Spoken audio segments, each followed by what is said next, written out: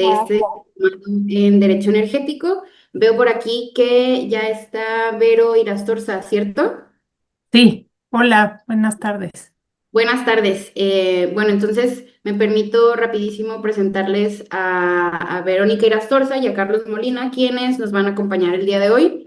Verónica Irastorza es economista por la Universidad Iberoamericana y maestra en políticas públicas por la Universidad de California en Berkeley. Hasta diciembre de 2012 fue subsecretaria de Planeación y Transición Energética en la Secretaría de Energía de México.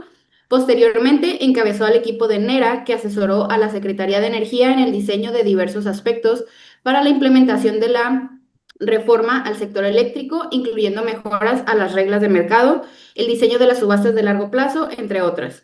Fue subdirectora de planeación de Pemex Gas, actualmente es Senior Manager Director en FTI Consulting.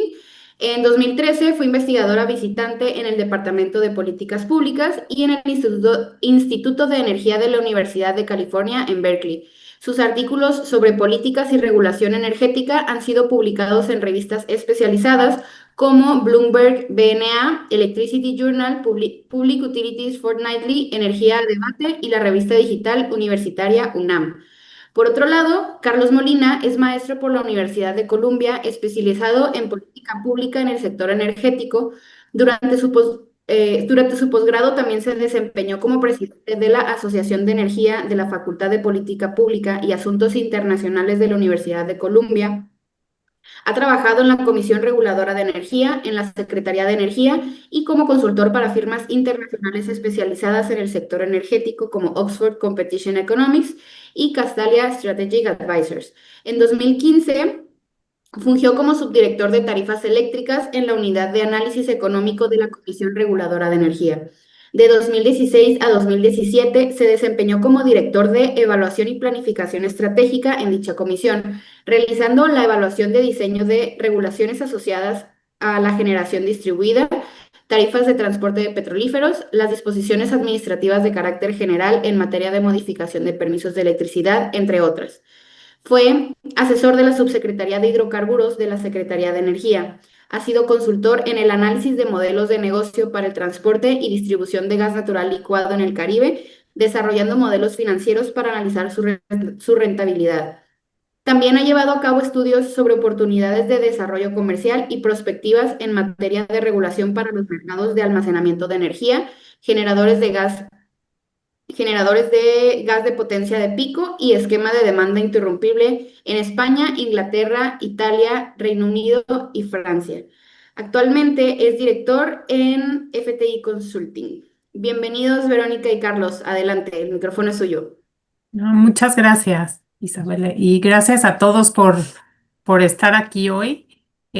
Me da mucho gusto platicar con ustedes y me gustaría mucho tener oportunidad de que cada uno de ustedes me dijera, este, pues, en dónde están y qué intereses tienen, pero también somos muchos, entonces va a ser más difícil después, Isabela, si me puedes pasar la lista, me daría mucho gusto saber quiénes son, pero si solo así para tener una idea rápida. No sé si pueden levantar la mano quienes de aquí son ingenieros para ver más o menos cuántos son.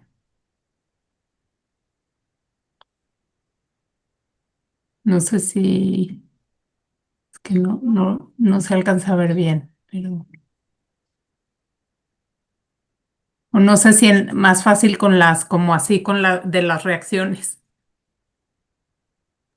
Sí, están reaccionando, Vero. Yo creo que tu Ya. vista está en modo speaker a lo mejor. Ah, pues sí, porque no lo veo, pero si no, tú dime cuántos son, más o menos. Sí, tenemos 2, 4, 6, 8 al Ah, momento. sí, ya vi, muchos. Sí. Muy bien, perfecto. Ok, luego, ¿cuántos son abogados?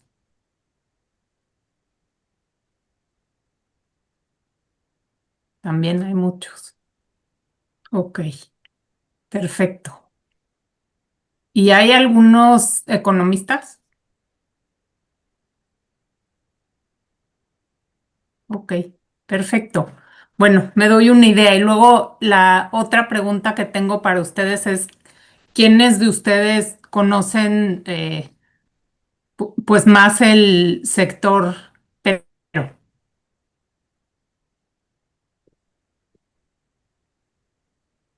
Ok, ok. Y ahora de sector eléctrico, hay bastantes también. Súper, perfecto. Muy bien, pues ya me doy más o menos una idea del grupo que yo creo que va a ser muy enriquecedor ver. Ahora sí que todas las aportaciones que ustedes hagan para sus compañeros. Entonces, no sé si necesitan preguntar algo, quieren comentar algo de su experiencia, lo que sea, por favor, levanten la mano y aquí les damos la palabra porque pues luego 2 horas por Zoom se vuelve pesado si no estamos más en una conversación que un monólogo eterno. Entonces, voy a empezar yo a platicarles. También les quiero contar que para esta clase decidí invitar a otro maestro que va a entrar al ratito que se llama Camilo Gallegos y Camilo es especialista en Colombia, entonces él va a hablar solamente de la experiencia de Colombia, pero de verdad aprovechen que él puede estar porque vivió muy de cerca la reestructuración de Colombia y todos los cambios que ha habido. Entonces, si quieren, pues empezamos entonces. No sé, Carlos, igual y no sé si comparto yo la presentación y luego cambiamos o quieres compartirla tú desde ahorita. Si quieres, ya la comparto desde ahora. Bueno, Para- gracias. A ti.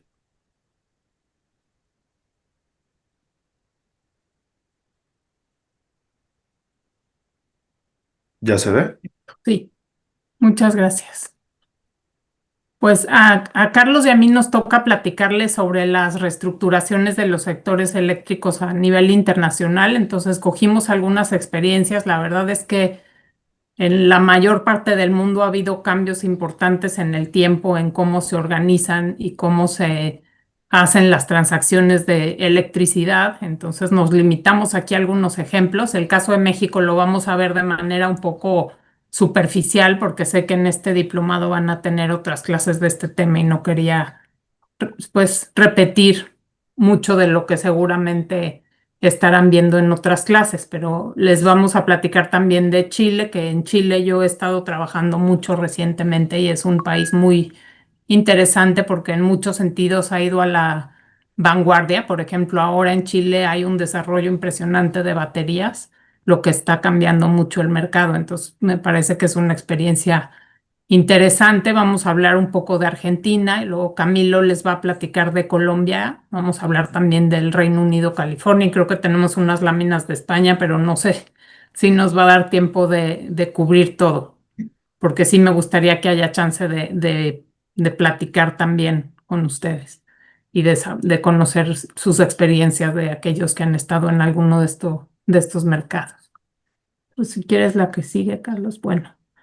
Pues para los que no están tan familiarizados con la electricidad, pues es muy diferente a otras mercancías y principalmente porque se necesita este proceso de despacho centralizado, ¿no? Lo que hace aquí en México el SENACE, siempre hay un operador del sistema que tiene que coordinar las actividades físicas del sistema en tiempo real, ¿no? Tiene que despachar, como se dice, o sea, dar instrucciones de que se prendan o se apaguen las centrales y ver cómo está la carga y estar todo el tiempo asegurándose de que se esté operando de forma segura y que se satisfaga la demanda. Entonces, hace todas estas operaciones a cada instante, ¿no?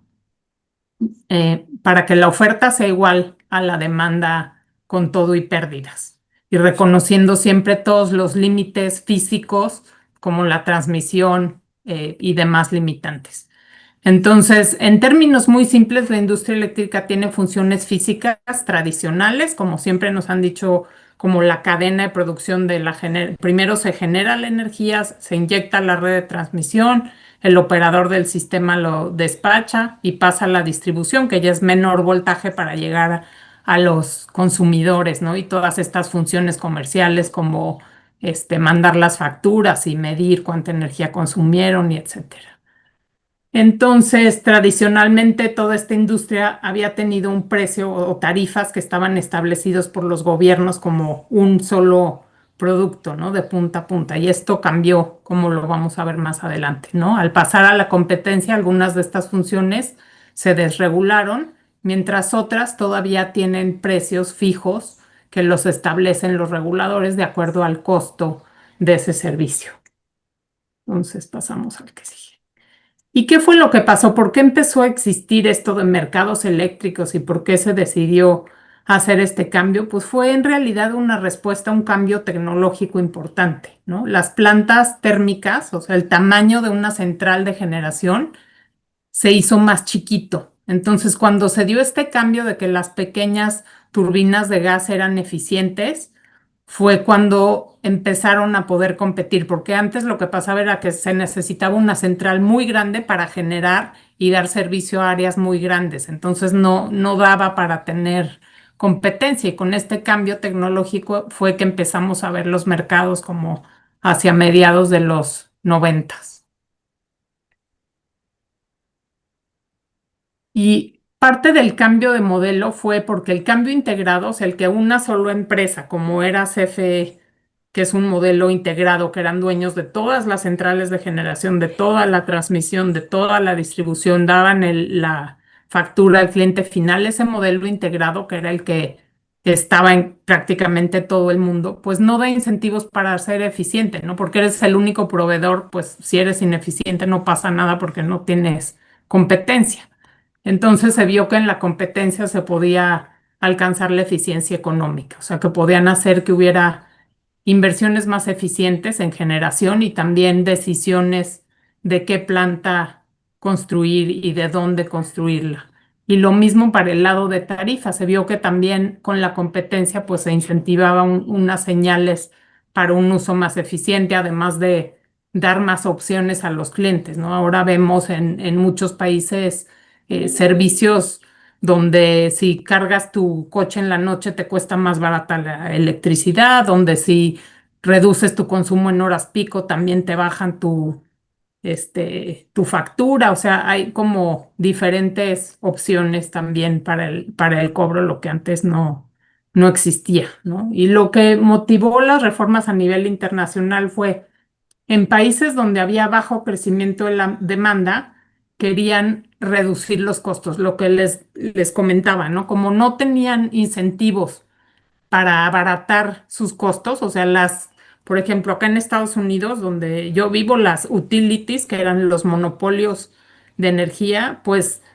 lo que les costara lo pasaban al cliente directamente. Entonces, mientras más caro estaba lo que compraran, pues no importaba y lo pasaban al cliente. Y como los clientes pues tienen poca opción, ¿no? No es que, ok, hoy no uso energía y uso otra cosa, pues no hay mucho por qué sustituir. Entonces estaban como atrapados ahí y pues había mucha presión para reducir costos y esto fue lo que empujó estas reformas, ¿no? Y en países con alto crecimiento, como en América Latina, lo que pasó es que muchos de estos sectores, los dueños era el gobierno y ya no tenían dinero suficiente para invertir en todo lo que se necesitaba para dar servicio al crecimiento de la demanda. Entonces quisieron abrir a otros que pudieran invertir en el sector eléctrico.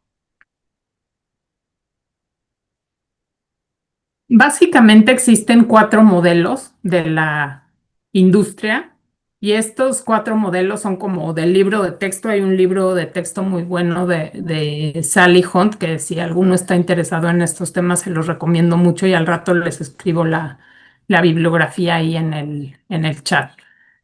Pero básicamente, en términos generales, hay 4 modelos. El primero es el monopolio verticalmente integrado, que el que les comentaba, que es el que imperaba en todos lados antes de los 90, donde es un monopolio integrado, donde la generación no compite y nadie tiene opción de irse con otro proveedor y todas las funciones están agrupadas en una empresa que cobra un solo precio, ¿no?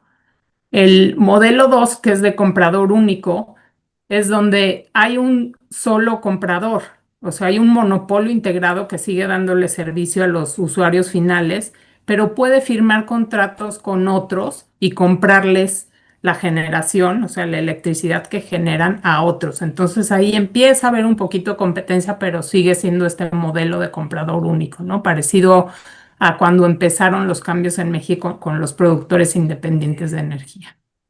Y estos precios de contrato pues se transfieren igual directamente a los clientes finales como parte de su tarifa.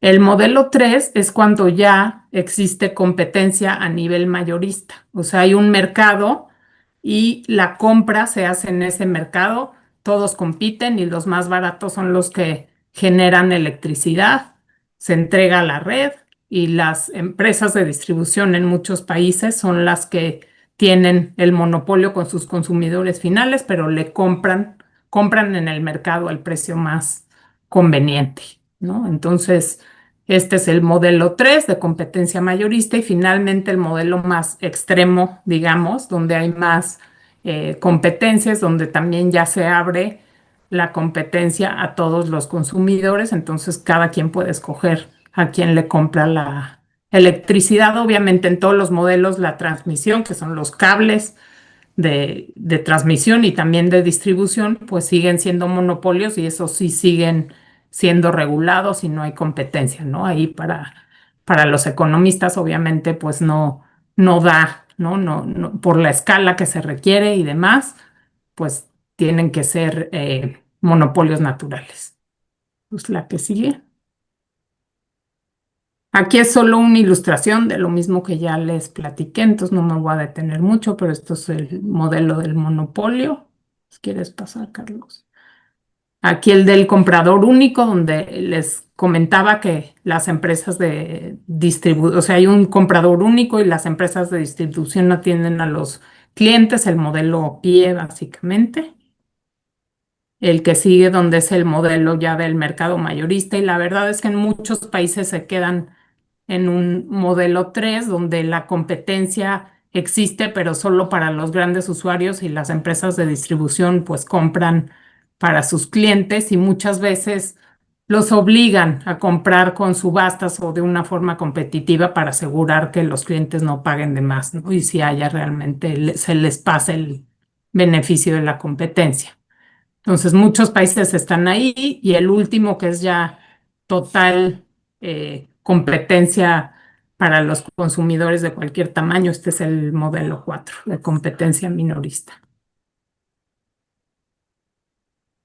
Bueno, para lograr moverte de un modelo a otro, es muy importante el separar cada una de estas funciones para que así realmente se pueda competir, ¿no? Porque si no, es muy difícil lograr que haya algún tipo de competencia cuando hay una empresa que está integrada y las otras tienen que competir contra esa empresa. ¿Por qué? Porque le puede dar preferencia a sus propias centrales, porque puede, decirle a sus clientes que la única opción es ella, etcétera, ¿no? O sea, puede tener muchas ventajas y poner barreras para que nadie más pueda competir. Entonces, esta separación la hemos visto en todo el mundo y empieza por separar la contabilidad, ¿no? Por decir, este cacho es generación, esto es transmisión, esto es distribución y qué costos corresponden a dónde y crear una contabilidad totalmente separada donde entonces se pueda cobrar por separado cada uno de estos servicios y no sea un solo precio de una empresa integrada, ¿no? Entonces separan las tarifas y también hay una separación funcional, que esta es otra que es importante, ¿no? En todos los países que ha habido reestructuraciones y donde se ha funcionado la competencia.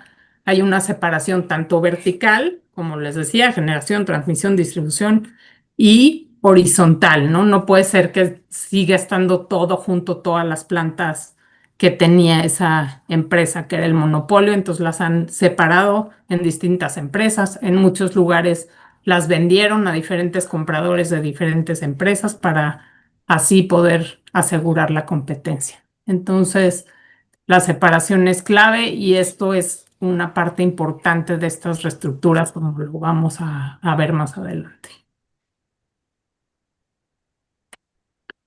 Ok, pues no sé si han tenido alguna clase o han visto temas de cómo funcionan los mercados de electricidad. No sé si alguno de ustedes me puede decir.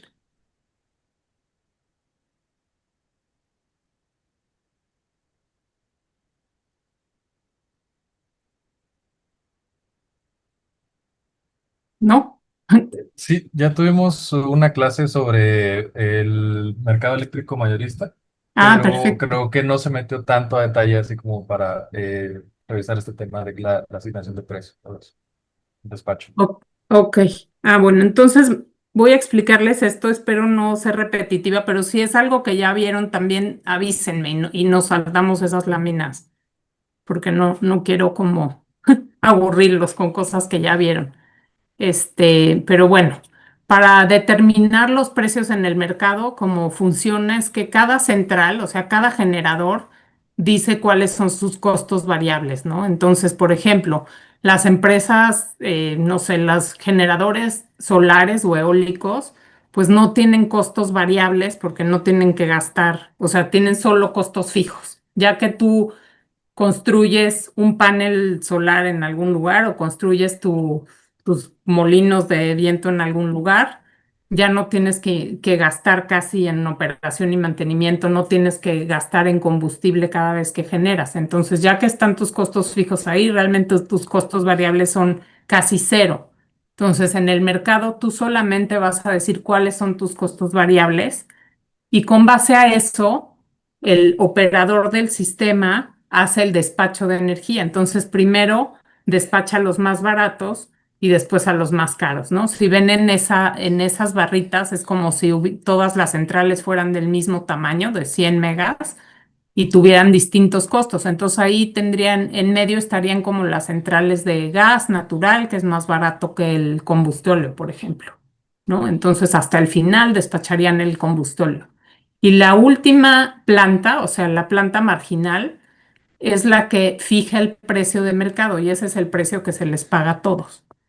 Entonces, por ejemplo, en este caso que vemos aquí, si el precio de la última central despachada es 5, a todos les van a pagar 5. Entonces, con esos 5, el que tiene su panel solar, pues puede empezar a repagar la inversión que hizo en el panel solar, ¿no?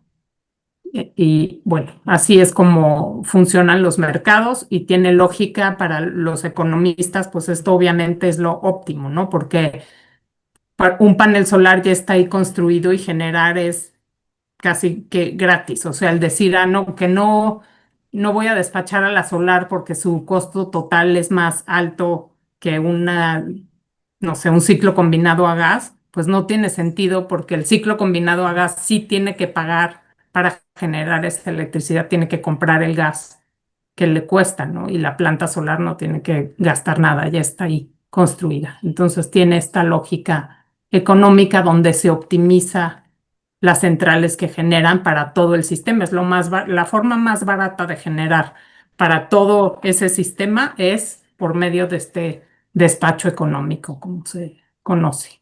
Y obviamente este despacho económico tiene restricciones de seguridad, como lo vamos a platicar un poco más adelante.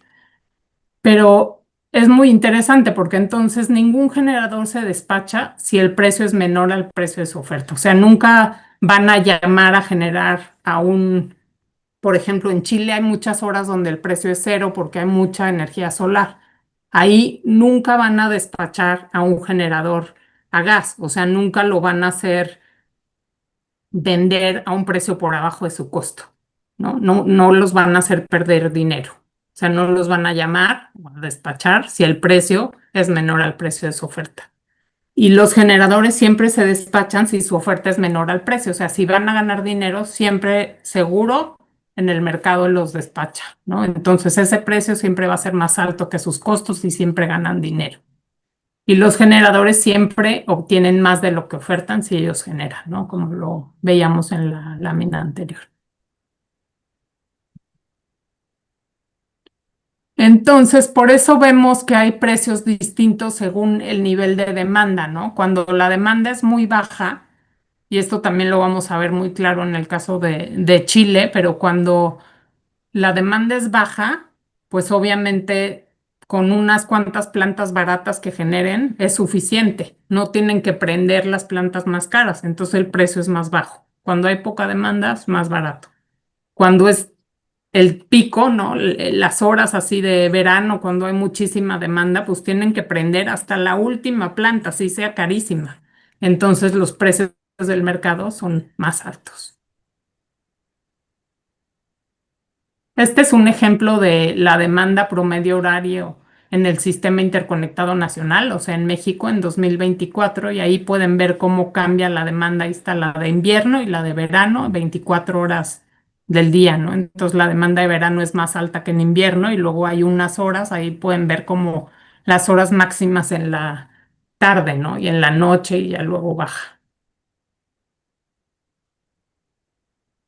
En específico, este punto de los precios marginales locales no es como funcionan todos los mercados. Y esto también lo vamos a ver más adelante. La verdad es que estos precios marginales locales son como han probado ser lo mejor, lo que ha funcionado mejor, pero hay muchos mercados, sobre todo los europeos, que tienen un solo precio y no tienen precios marginales locales y esto les ha causado varios problemas. También vamos a ver un videíto muy corto del mercado del Reino Unido, donde han tenido problemas y ahorita justo están en un debate muy fuerte para implementar precios marginales locales, que es lo que existe en México hasta hoy, ¿no? Estos precios marginales locales, que es el costo marginal de generar al costo mínimo el incremento en la demanda eléctrica, pero en una ubicación específica, los famosos nodos, que seguro ustedes han oído hablar por ahí,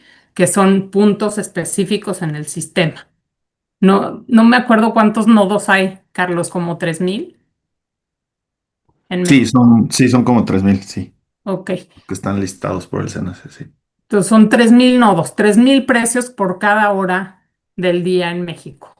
Y esos nodos también reflejan pues los aspectos físicos del sistema, donde no hay transmisión, pues puede ser más cara la electricidad, ¿no? Porque si no les puede llegar la electricidad barata de otro lado, no se puede transportar ahí, pues puede ser más cara. Entonces esos nodos dan señales muy importantes tanto a la industria para ubicarse donde sea más barato, como a las centrales que tienen la opción de decidir dónde colocarse, ¿no? Porque no siempre, ¿no? Obviamente si eres renovable y el recurso está en un lugar, pues tú no puedes decir, ah, bueno, aunque haya sol en el norte, yo me voy a ir a poner mi planta al centro porque pues no está ahí el recurso. Pero si vas a construir una planta de ciclo combinado, sí puedes decir, mira, aquí está más cara la energía, voy a ganar más dinero si me voy a tal nodo en vez de a otro, ¿no?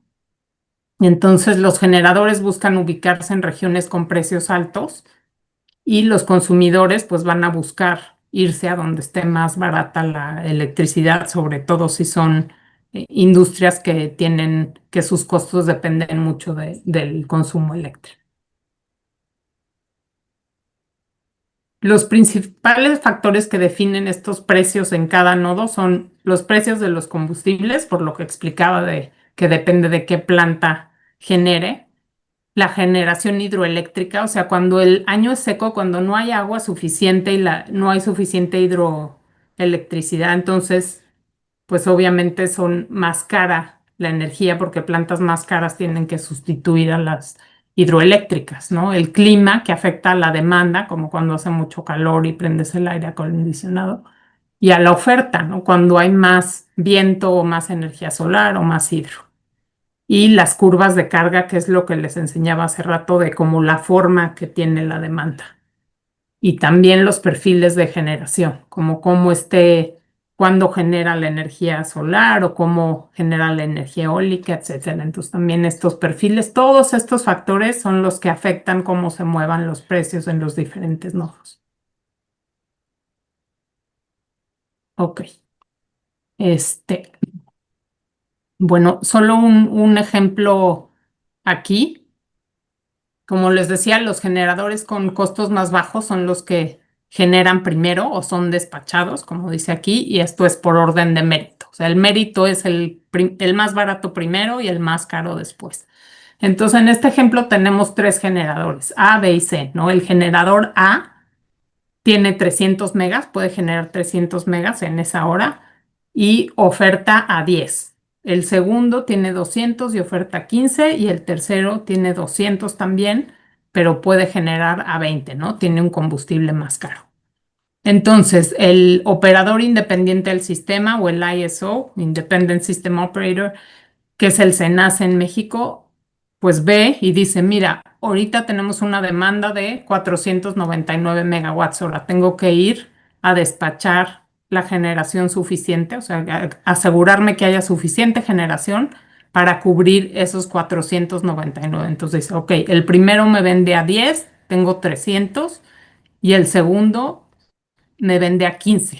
Entonces, para cubrir esa demanda, necesito despachar a esos dos y el precio se queda en 15. No sé si les queda claro hasta ahí. Ok. Si por algo la demanda fuera más alta y fuera 600, ¿no? En vez de 499 fuera 600, pues el precio subiría a 20 porque ahí tienen que prender otra planta más que es más cara. Entonces el precio se va a 20 y al generador A, B y C les van a pagar 20, que va a ser el precio del mercado, ¿no? Y todos los consumidores van a pagar 20 también.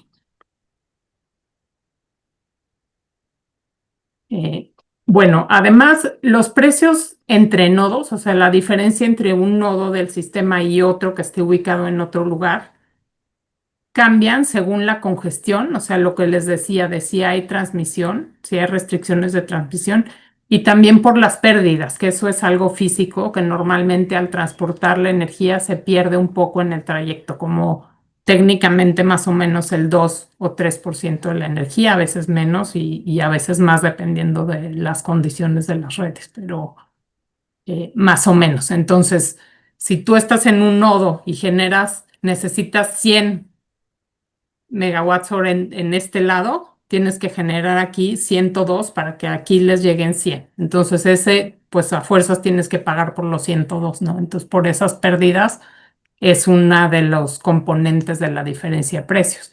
Y la otra es lo que les decía de la congestión, que ahorita lo vamos a ver un poquito a más detalle.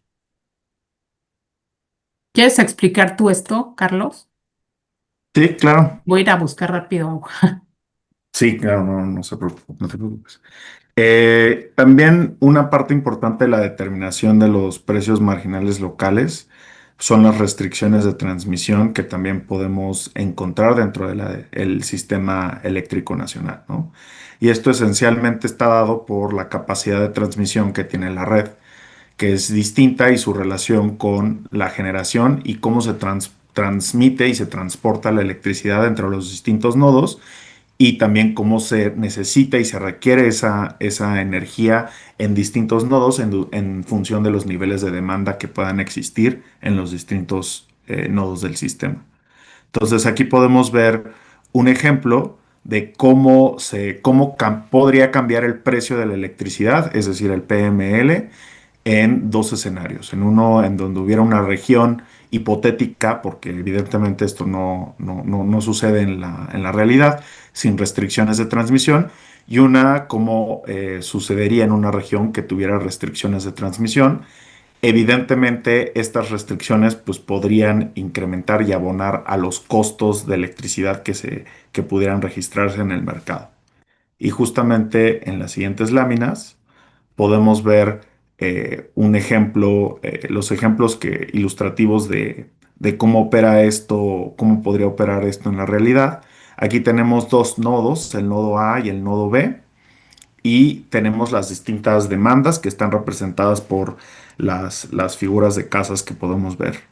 Entonces, en el nodo A tenemos 200 megawatts de demanda y tenemos al mismo tiempo las distintas centrales que también están ofertando su capacidad de generación a los distintos nodos y estamos también podemos observar como las ofertas que tienen por encima de cada uno de los círculos, ¿no? Entonces, como pudimos ver en el ejemplo anterior, cuando la demanda es de 200 megawatts, pues y tenemos distintos fuentes de generación para poder despachar, sin embargo también tenemos demandas en otros nodos interconectados, pues evidentemente esto incrementa la demanda y también el precio al que se está despachando esta electricidad.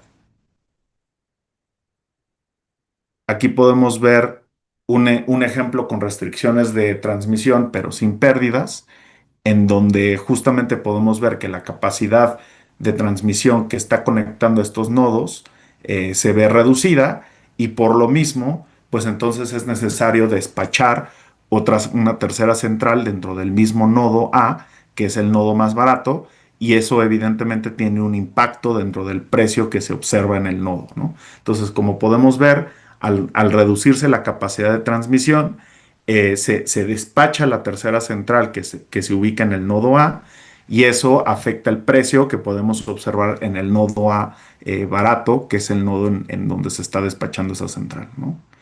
Y en el siguiente caso, en donde podemos ver el ejemplo con pérdidas, ocurre exactamente lo que comenta Verónica, ¿no? Que ya les habíamos comentado, que las pérdidas, pues es necesario que se paguen, es necesario que esas pérdidas de 5 megawatts que están o que se pueden observar en el flujo de transmisión que existe entre el nodo A y el nodo B, aquí por la ecuación que podemos ver este cálculo que podemos ver aquí, que es igual al precio de 10 por 10, que es la oferta de generación que está teniendo la central eléctrica que genera y que además suministra ese consumo, multiplicado por el factor de pérdidas, que le estamos descontando 5 megawatts porque justo es lo que habíamos determinado como 5 como pérdidas, es lo que nos determina este nuevo precio, que como podemos ver es mayor que el precio de la oferta, ¿no? Inicial de 10, justamente en la proporción en la cual observamos pérdidas en el sistema. Ahora vamos a platicar un poco de experiencias internacionales. Yo creo que nos va a dar tiempo solo de hablar de México antes de que llegue Camilo, Carlos. Entonces, si quieres, yo Ok, empiezo y ahorita que llegue claro, Camilo ya hablamos de Colombia y luego me ayudas a explicar otros de los países por después. supuesto, por supuesto. Gracias. ¿Quieres pasar la que sigue? Bueno, en México la reforma de 2013 incluyó la creación del mercado eléctrico mayorista que hasta la fecha funciona y la separación de la CFE, ¿no? CFE se separó en tres empresas, seis de generación, transmisión, distribución, suministro básico y otras, ¿no? Se inició la competencia en la generación y SENACE se volvió un ente independiente porque antes estaba dentro de la misma CFE y se volvió el operador independiente del sistema eléctrico nacional, ¿no? Y SENACE es también el que opera este mercado eléctrico mayorista. La planeación de la red de transmisión se hace tomando en cuenta las necesidades de todos los usuarios, o sea, de los generadores privados, además de los consumidores y de la misma CFE. Y a partir de diciembre de 2017 entra este régimen tarifario donde se separan las tarifas que a Carlos le tocó trabajar en eso, creo, pero se separa la tarifa de transmisión, de distribución, etcétera, y todas las de servicios. Pues la que sigue. En 2024, la reforma revierte en gran medida la reforma de 2013 y ahora se reconfigura a la CFE como empresa pública del Estado. Antes era, o sea, con la reforma de 2013 se convirtió en una empresa productiva del Estado que se buscaba que fuera lo más competitiva y ahora se convierte en una empresa pública del Estado nuevamente y vuelve a operar de forma integrada, ¿no? Entonces está volviendo a juntar la CFE y hay este cambio de modelo donde también se eliminan los órganos reguladores independientes. Ahora se crea la Comisión Nacional de Energía, que es parte básicamente de la Secretaría de Energía. Entonces, en cuanto a la reforma y la participación privada, pues se expidió la ley del sector eléctrico y le da al Estado la rectoría del sector y establece que la CFE va a tener al menos el 54% de la generación eléctrica. Todavía no sabemos bien cómo va a funcionar esto, pero también se permite celebrar contratos con particulares para el suministro de energía y potencia bajo ciertos esquemas de inversión mixta y de producción a largo plazo, que la producción a largo plazo es muy parecida que lo que eran los productores independientes de energía antes de la reforma de 2013. Entonces, se acota el rol de la inversión privada, se preserva el mercado eléctrico mayorista, pero con esta CFE reintegrada, lo que pues presenta un reto para la competencia, ¿no? Hola Camilo, ya vi que ya llegaste, entonces vamos nada más a acabar con México y ya te presento a ti para seguir con Colombia, si te parece. Claro que sí, perfecto. Gracias. En cuanto a la evolución de los precios del mercado mayorista, ahí podemos ver más o menos los precios promedio, máximo y mínimo en diferentes años. México tiene tres sistemas, o sea, el sistema interconectado nacional, que es prácticamente todo el país menos la península de Baja California, y en la península hay dos sistemas que no están conectados, de Baja California y Baja Sur. Entonces ahí vemos estos tres sistemas, el SIN, el sistema interconectado, que es el sistema más grande. En 2021 el precio promedio fue de 41.92 y luego vemos que subió en 2022 y después volvió a bajar, pero también vemos la diferencia como en 2021 los precios máximos llegaron a $1,881 por megawatt hora. Ahí fue por no sé si se acuerdan que hubo este tema con el gas de Texas, de Uri. México prácticamente importa de Texas todo el gas que consume, entonces esta crisis le pegó muchísimo a los precios de la energía en México. Y en 2024 el aumento de las temperaturas y el incremento de la demanda eléctrica, además de la reducción del margen, que ahorita lo vamos a ver, también hizo que se vieran precios muy altos, ¿no? Y se regresó a ese precio máximo de 1,835 que vemos. Aquí vemos el margen de reserva, que tal vez no lo expliqué mucho al inicio de esta conversación, pero obviamente como se tiene que operar el sistema en tiempo real, balanceando la oferta y la demanda, siempre es muy importante tener un colchón, o sea, un margen de reserva suficiente para que si algo no funciona, por ejemplo, una central que se despacharía no puede entrar o hay algún problema de transmisión o lo que sea, el operador del sistema tenga un poco de margen para actuar y que no se vaya la luz. Entonces aquí vemos cómo el margen de reserva en México, por la falta de inversiones en los últimos años, que no han entrado nuevas centrales de generación mientras ha aumentado la demanda, se ha reducido de manera muy impresionante. Yo llevo muchos años trabajando en esto y nunca había visto un margen de reserva así en México. De verdad, sí es muy preocupante, ¿no? Estaba viendo que hace unos días llegó a ser a 3% cuando el óptimo creo que es 12 o una cosa así. Entonces sí está ahorita México en una situación muy crítica donde es muy urgente que empiece a haber inversiones y que se reactive este sector, ¿no? Entonces, de acuerdo al Plan Nacional de Energía de la actual administración, para poder suministrar la demanda eléctrica de los próximos 5 años, es necesario que la CFE instale 13 gigawatts de capacidad de generación. 13 gigawatts es mucho, o sea, sí va a implicar un esfuerzo muy grande por parte del gobierno, ¿no? Porque la capacidad actual creo que son casi 90, Carlos, si mal no recuerdo. Sí, son 89,000, exacto. Entonces, pues 13 en 5 años es mucho. Y esto es casi el doble de la capacidad instalada que CFE ha agregado al sistema en los últimos 20 años. O sea, para que se den una idea de la magnitud del esfuerzo y de los recursos que se necesitan para lograrlo, ¿no? Entonces, en otras palabras, si lo hiciera solo CFE, necesitaría agregar en 5 años el doble de lo que ha agregado en 20. Pues sí se ve muy complicado. En mi opinión, necesita la inversión privada, o sea, no es una opción que CFE haga todo. Y bueno, no creo que sea lo que quieren tampoco, ¿no? O sea, sí estoy viendo que hay una apertura a la inversión privada, pero pues es urgente que den la certidumbre y las reglas y la claridad para que la inversión privada llegue.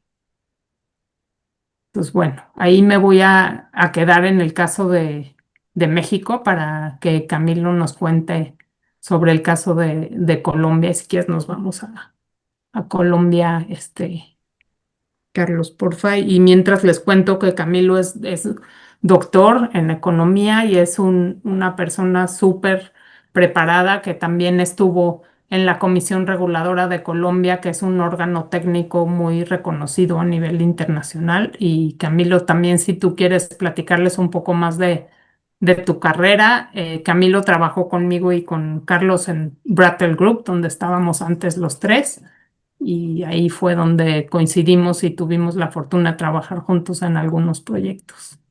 Así Gracias es. por aceptar esta invitación, Camilo. A usted, Verónica, muchas gracias por la invitación. Un placer estar con todos ustedes. Buenas tardes, buenas noches desde Washington, D.C. Eh, Tengo 20 minutos para hablar sobre el tema de Colombia. Eh, lo que les voy a comentar acá son una intersección entre lo que se ha dicho en la regulación económica por parte de Colombia, principalmente después de la Constitución Política de 1991. A partir de ahí se vinieron dando unas directrices de política pública que se derivaron después con un apagón general en el 92 y una conjunción de esas dos cosas, tanto la constitución política como el apagón, dieron origen a lo que hoy en día se conoce como la regulación económica de Colombia actual del mercado eléctrico en Colombia. Muchas de estas cosas que les voy a comentar hoy son basadas en mi experiencia como regulador en Colombia, como lo comentaba Verónica. Tuve la fortuna de trabajar con unos reguladores que estuvieron diseñando toda la arquitectura de este mercado en Colombia y posteriormente fui asesor del viceministro de Energía en uno de los periodos más críticos de Colombia en el 2016, cuando hubo un choque simultáneo entre la caída de los precios del petróleo y un fenómeno del niño climático extremo en Colombia, lo que llevó el país casi a otro pagón, pero por fortuna no se dio. Entonces, lo que les vengo a comentar hoy acá es la intersección entre la regulación económica y cómo los choques macroeconómicos del país han influenciado en moldear esta regulación económica que existe hoy en día en Colombia. Colombia, pues es un país que depende principalmente de la generación hidroeléctrica para su producción de energía eléctrica. Básicamente en su mix de electricidad el 70% proviene de generación hidráulica y el adicionalmente 30% proviene de origen fósil, gas, carbón y combustible de jet fuel. Eso lo hace a Colombia muy susceptible a choques externos productos del clima, como el fenómeno del Niño, que es reflejado como sequías extremas en Colombia. Eso le da a Colombia un beneficio y una desventaja. El beneficio es que Colombia ha venido adaptando su política y su regulación a estas fuentes variables de energía, lo que la hace, digamos, fácilmente adaptar su regulación económica a las nuevas tendencias de regulación cuando existe fuentes renovables no convencionales, como eólica o solar, y también cuando se vinculan esquemas con baterías.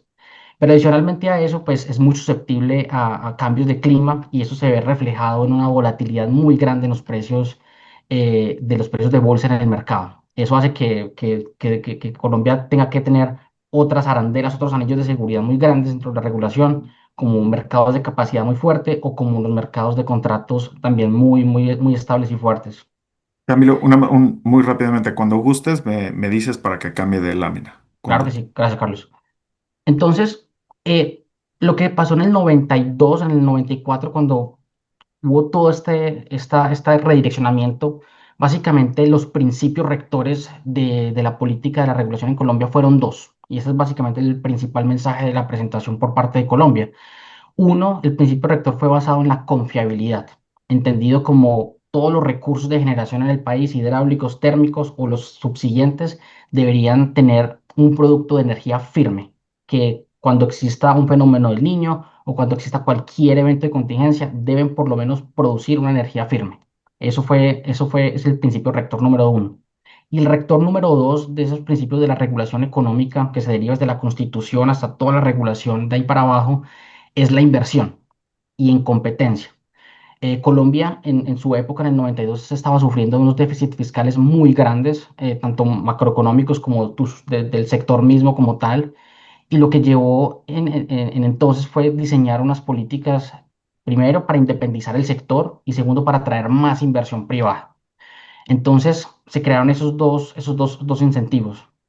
En el 2016 hubo de nuevo un test para el mercado que fue el fenómeno del Niño, muy grande, el peor fenómeno del Niño, la peor sequía en los últimos 50 años, y el país casi se acaba, casi se apaga. Y adicionalmente a eso, hubo una decrecida en los precios internacionales del petróleo.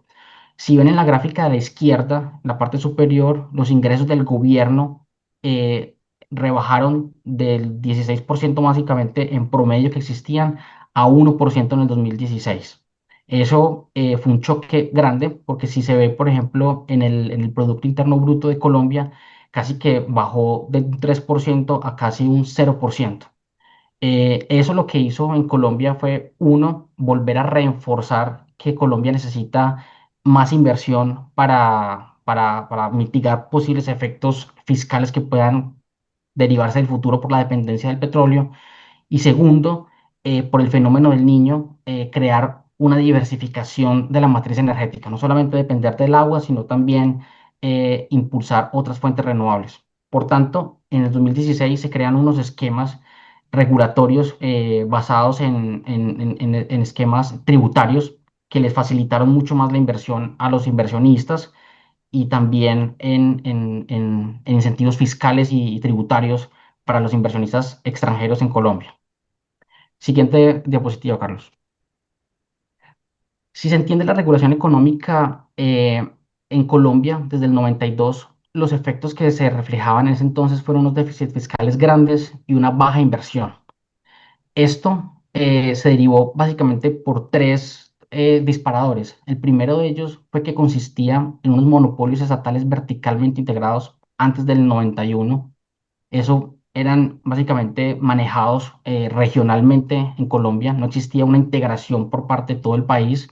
Eso llevó a unos manejos inadecuados y adicionalmente a eso no existía una regulación económica centralizada que dirigiera homogéneamente todas las inversiones o estuviera fiscalizando cómo se estaban haciendo las inversiones en Colombia.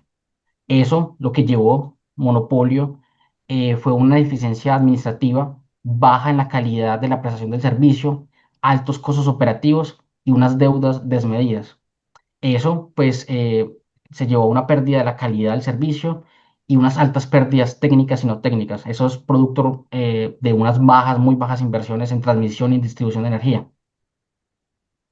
Entonces, todo eso, todo ese cóctel, lo que llevó fue a unas altas tarifas de energía y segundo, la reacción del gobierno de Colombia entonces, antes del 91, fue congelar el crecimiento de las tarifas para que pudiera financiar pues, las inversiones y lo que se hizo fue retener, congelarla para retener inflación. Si bien ustedes recuerdan, en el 91 Latinoamérica en general está enfrentando una crisis de inflación muy grande. Colombia también se vio impactada en esa ola inflacionaria. Entonces, en la época había digamos, en la regulación económica a nivel general, había una prevención muy grande para contener choques de inflación. Entonces, lo que se hizo fue, digamos, había un mal manejo de las estatales electrificadoras, había un monopolio, había una baja calidad, estaban incrementando las tarifas, pero se retuvieron por miedo a la inflación. Eso lo que llevó fue Oye, Camilo, ¿y o sea, esos subsidios entonces los pagaba el Estado, me imagino? todo estaba a cargo del Estado. Todo estaba a cargo del Estado, la inversión, todo estaba antes del 91, todo estaba a cargo del Estado. Entonces, el Estado, digamos, por inflación, en el 90 se estaban acabando muchas fuentes de ingreso por parte de Colombia. Entonces, la deuda pública también de Colombia estaba aumentando. Entonces, en la época se dijo, no se puede, esto no es sostenible en el tiempo, toca reestructurar esto. Entonces, todo eso, falta de inversión, lo que derivó fue un apagón muy grande en el 92-93. Duró básicamente más de un año. Imagínense ustedes todo lo que sucedió en España en las últimas semanas, repetido lo mismo durante un año. Eso fue impresionante y el Producto Interno Bruto de Colombia se disminuyó un 2%. Eso fue un choque macroeconómico muy grande y tuvo unos costos inmensos en la producción. Este apagón duró mucho porque Colombia depende en gran medida de centrales hidroeléctricas y las centrales hidroeléctricas cuando no hay energía suficiente, cuando no llueve suficiente, no se puede encender el generador inmediatamente. Toca esperar que llene un poco su embalse para poder mantener una generación estable en el tiempo. Entonces tocó esperar todo ese tiempo para que se llenaran de nuevo los embalses y empezar a producir energía. Esto, digamos, hay mucha controversia detrás de esto, porque hubo muchas sanciones. Realmente llevar a un país a que exista un apagón es algo muy grave, muy, muy grave. Y Colombia en su época decidió evitar apagones. Y de hecho, pues en esos 30 años que ha habido la regulación en Colombia, no ha existido más apagones. Y Colombia pues construyó una regulación que ha sido ejemplo a nivel mundial y en Latinoamérica para mantener la confiabilidad.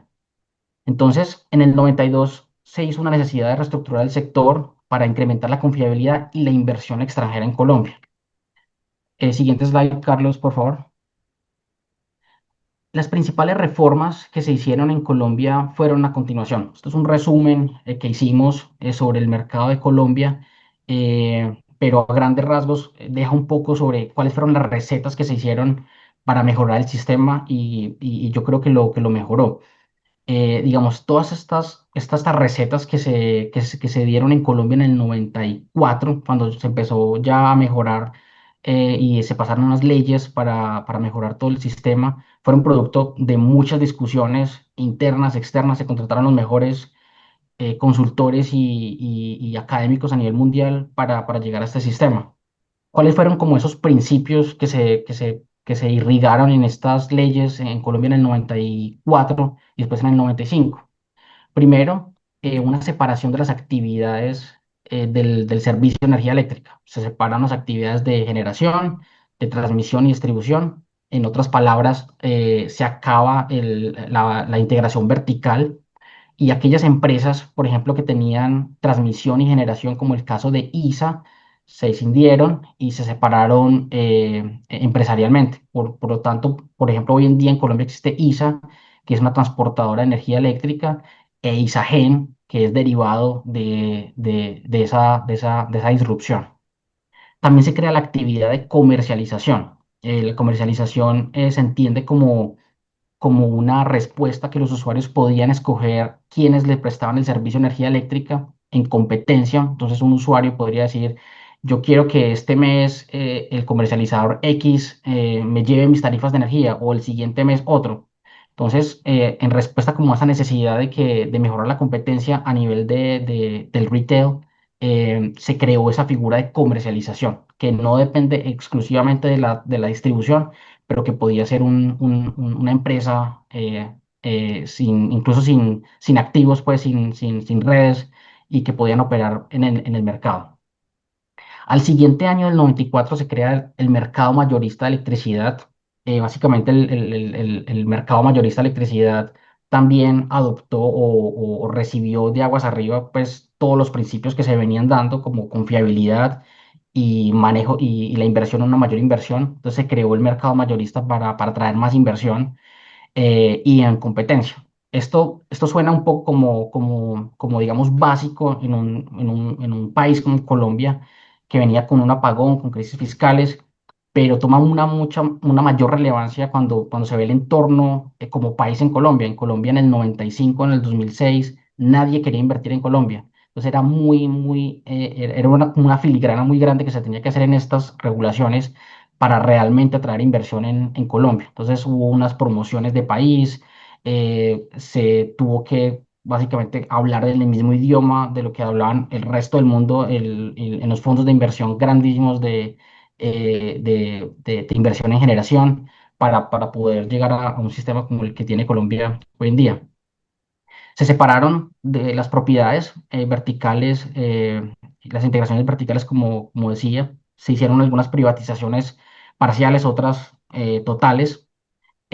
Todas estas modificaciones vienen acompañados también de una reestructuración estructural institucional del sector. Se crea la Comisión de Regulación de Energía y Gas, CREG, que básicamente hay unos expertos comisionados. Los expertos comisionados tienen unos temas que tienen que arreglar y pasan esas regulaciones en consulta pues, con todos los stakeholders del mercado. Se establecen unos límites en la participación de las actividades de generación, distribución y comercialización para prevenir concentración y poder de mercado y dominio de la posición de esas actividades. Se implementa un esquema famoso en Colombia que se conoce hoy en día como el cargo por confiabilidad, pero ese cargo realmente empezó en el 95 como el cargo por capacidad. Migró de capacidad a confiabilidad porque Colombia, como es un país que depende de hidroelectricidad, la restricción más grande que tiene Colombia es el manejo de energía, de agua. Entonces, no es en una hora punta, como existe, por ejemplo, en Estados Unidos o en Chile, en donde se tiene que abastecer la hora máxima en cierta determinada hora, pero en Colombia la restricción más grande es energía, una energía firme suficiente para todo el día. Entonces, se generó un producto, se hizo un producto financiero, unas obligaciones que son basadas en una opción financiera en donde el que disfruta de esas obligaciones de energía firme tiene unos pagos constantes durante 20 años seguidos, unos pagos onerosos, pero con la contraprestación de que cuando existe un periodo de escasez o digamos cuando existe un fenómeno del niño, ese generador tiene que proveer esa energía firme durante el tiempo que dure la sequía. Adicionalmente a eso se crean otras instituciones como ISA. ISA, bueno, se encarga como el operador del sistema total de todo el sistema de transmisión nacional y se crea XM. XM es la filial de ISA, es una filial aparte de ISA que se encarga de la operación del mercado. Esto ustedes lo van a ver en otros mercados en el mundo. Básicamente puede existir una empresa que se encarga de la operación de transmisión y otra empresa que se encarga de los servicios del mercado como tal. Eh, Eso se ve en varios mercados. Y también se crean otras instituciones adicionales como instituciones dedicadas solamente a la planeación de la energía, otras instituciones dedicadas específicamente a la competencia y la vigilancia. Todo esto, digamos, en ese marco institucional para promocionar la competencia, pero la confiabilidad y la inversión. Creo que tenemos unas preguntas en el chat. No sé, Verónica, si estamos colgados de tiempo, la respondemos o ¿cómo te parece? Eh, sí, bueno, hay una aquí que te preguntan si la energía firme es como lo que teníamos en México en la ley de la industria eléctrica como respaldo y creo que pues es un poco distinto, pero, o sea, me imagino que en la LIE se refieren al tema de potencia, ¿no? O la capacidad. O Sí, pues sea, pues en el caso de Colombia, en el caso de Colombia empezó, es un producto, se cogen los recursos, la tecnología, por ejemplo, el agua, y se hace un análisis estadístico de cuál es la energía mínima que podría suministrar una planta de generación hidráulica en un periodo de un día, y bajo periodos, digamos, escenarios de escasez o bajo escenarios de unas contingencias grandes.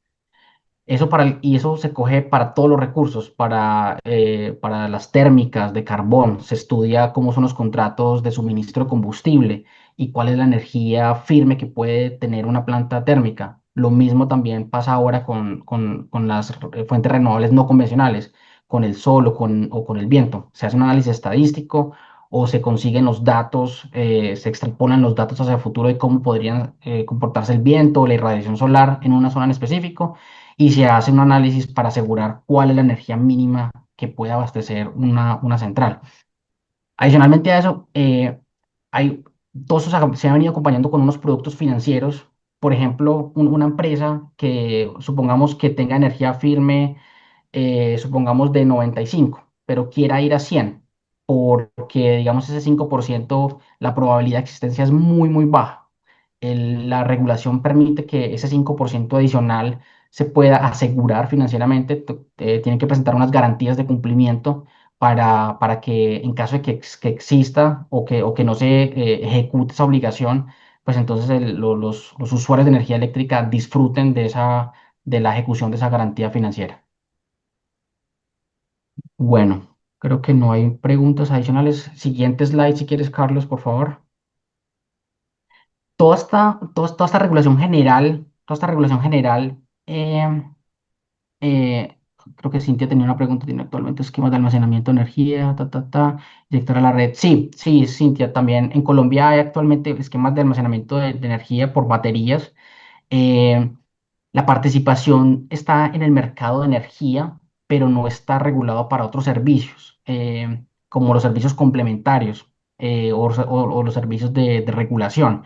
En muchos mercados, por ejemplo, en Texas, en California, las baterías prestan servicios de regulación, de servicios complementarios, y también pueden participar en servicios del mercado de energía, pero en Colombia solamente participan en el mercado de energía. Entonces, Camilo, ¿y sí. cómo se les reconoce el respaldo, o sea, las baterías? Sí, digamos, en el cargo por confiabilidad, dices tú, Verónica, o Sí, en el sí, mercado como sí. tal. Se hace un análisis, por ejemplo, si es una batería en conjunto con una solar, entonces se le estudia el conjunto como tal, la solar Ok, con la batería, cómo tiene su perfil de producción de energía durante ciertas condiciones de escasez, etcétera. Entonces, por ejemplo, si la solar puede producir con su energía firme 5% de su capacidad instalada total, y la batería le puede proveer un 10% adicional, entonces el reconocimiento es por ese 15% de la energía firme como tal. Se entiende como su conjunto, básicamente. ya, gracias. Sí. Todo este esquema abarca lo que se conoce en Colombia como el sistema interconectado nacional, que es el 95% de la demanda de energía eléctrica en Colombia. Sin embargo, existe otros usuarios que están localizados en áreas muy periféricas. Me estoy refiriendo a la gráfica de más de la derecha, en la parte verde. Todos los usuarios que habitan esas áreas de ahí, que es básicamente 5% de la demanda, pero es un territorio bastante grande. Básicamente es el 50% del territorio nacional. Esas zonas que están ahí se conocen como zonas no interconectadas, porque es difícil acceso a llevar la red de transmisión a esas zonas. Esa es una de las razones. Las otras razones son por conflictos sociales que existen en esas zonas. Bueno, está el Amazonas, hay varios grupos al margen de la ley que existen en esas zonas, y es difícil el acceso de energía eléctrica desde donde se produce la energía hasta esas zonas. La regulación que actualmente hoy se tiene en Colombia en esas zonas es muy similar a lo como estaba en Colombia antes del 91, antes del 94. Es decir, hay unos monopolios regulados. Las empresas, básicamente la gran mayoría, tiene que transportar diésel en lanchas o por avión, es muy costoso. Y ahora lo que se está haciendo es dando incentivos para producir con paneles solares en esas zonas de ahí. Entonces, de aquí para adelante, me voy a hacer más énfasis en la parte del sistema interconectado nacional, es decir, esa zona geográfica que está en la gráfica más del centro, a la izquierda.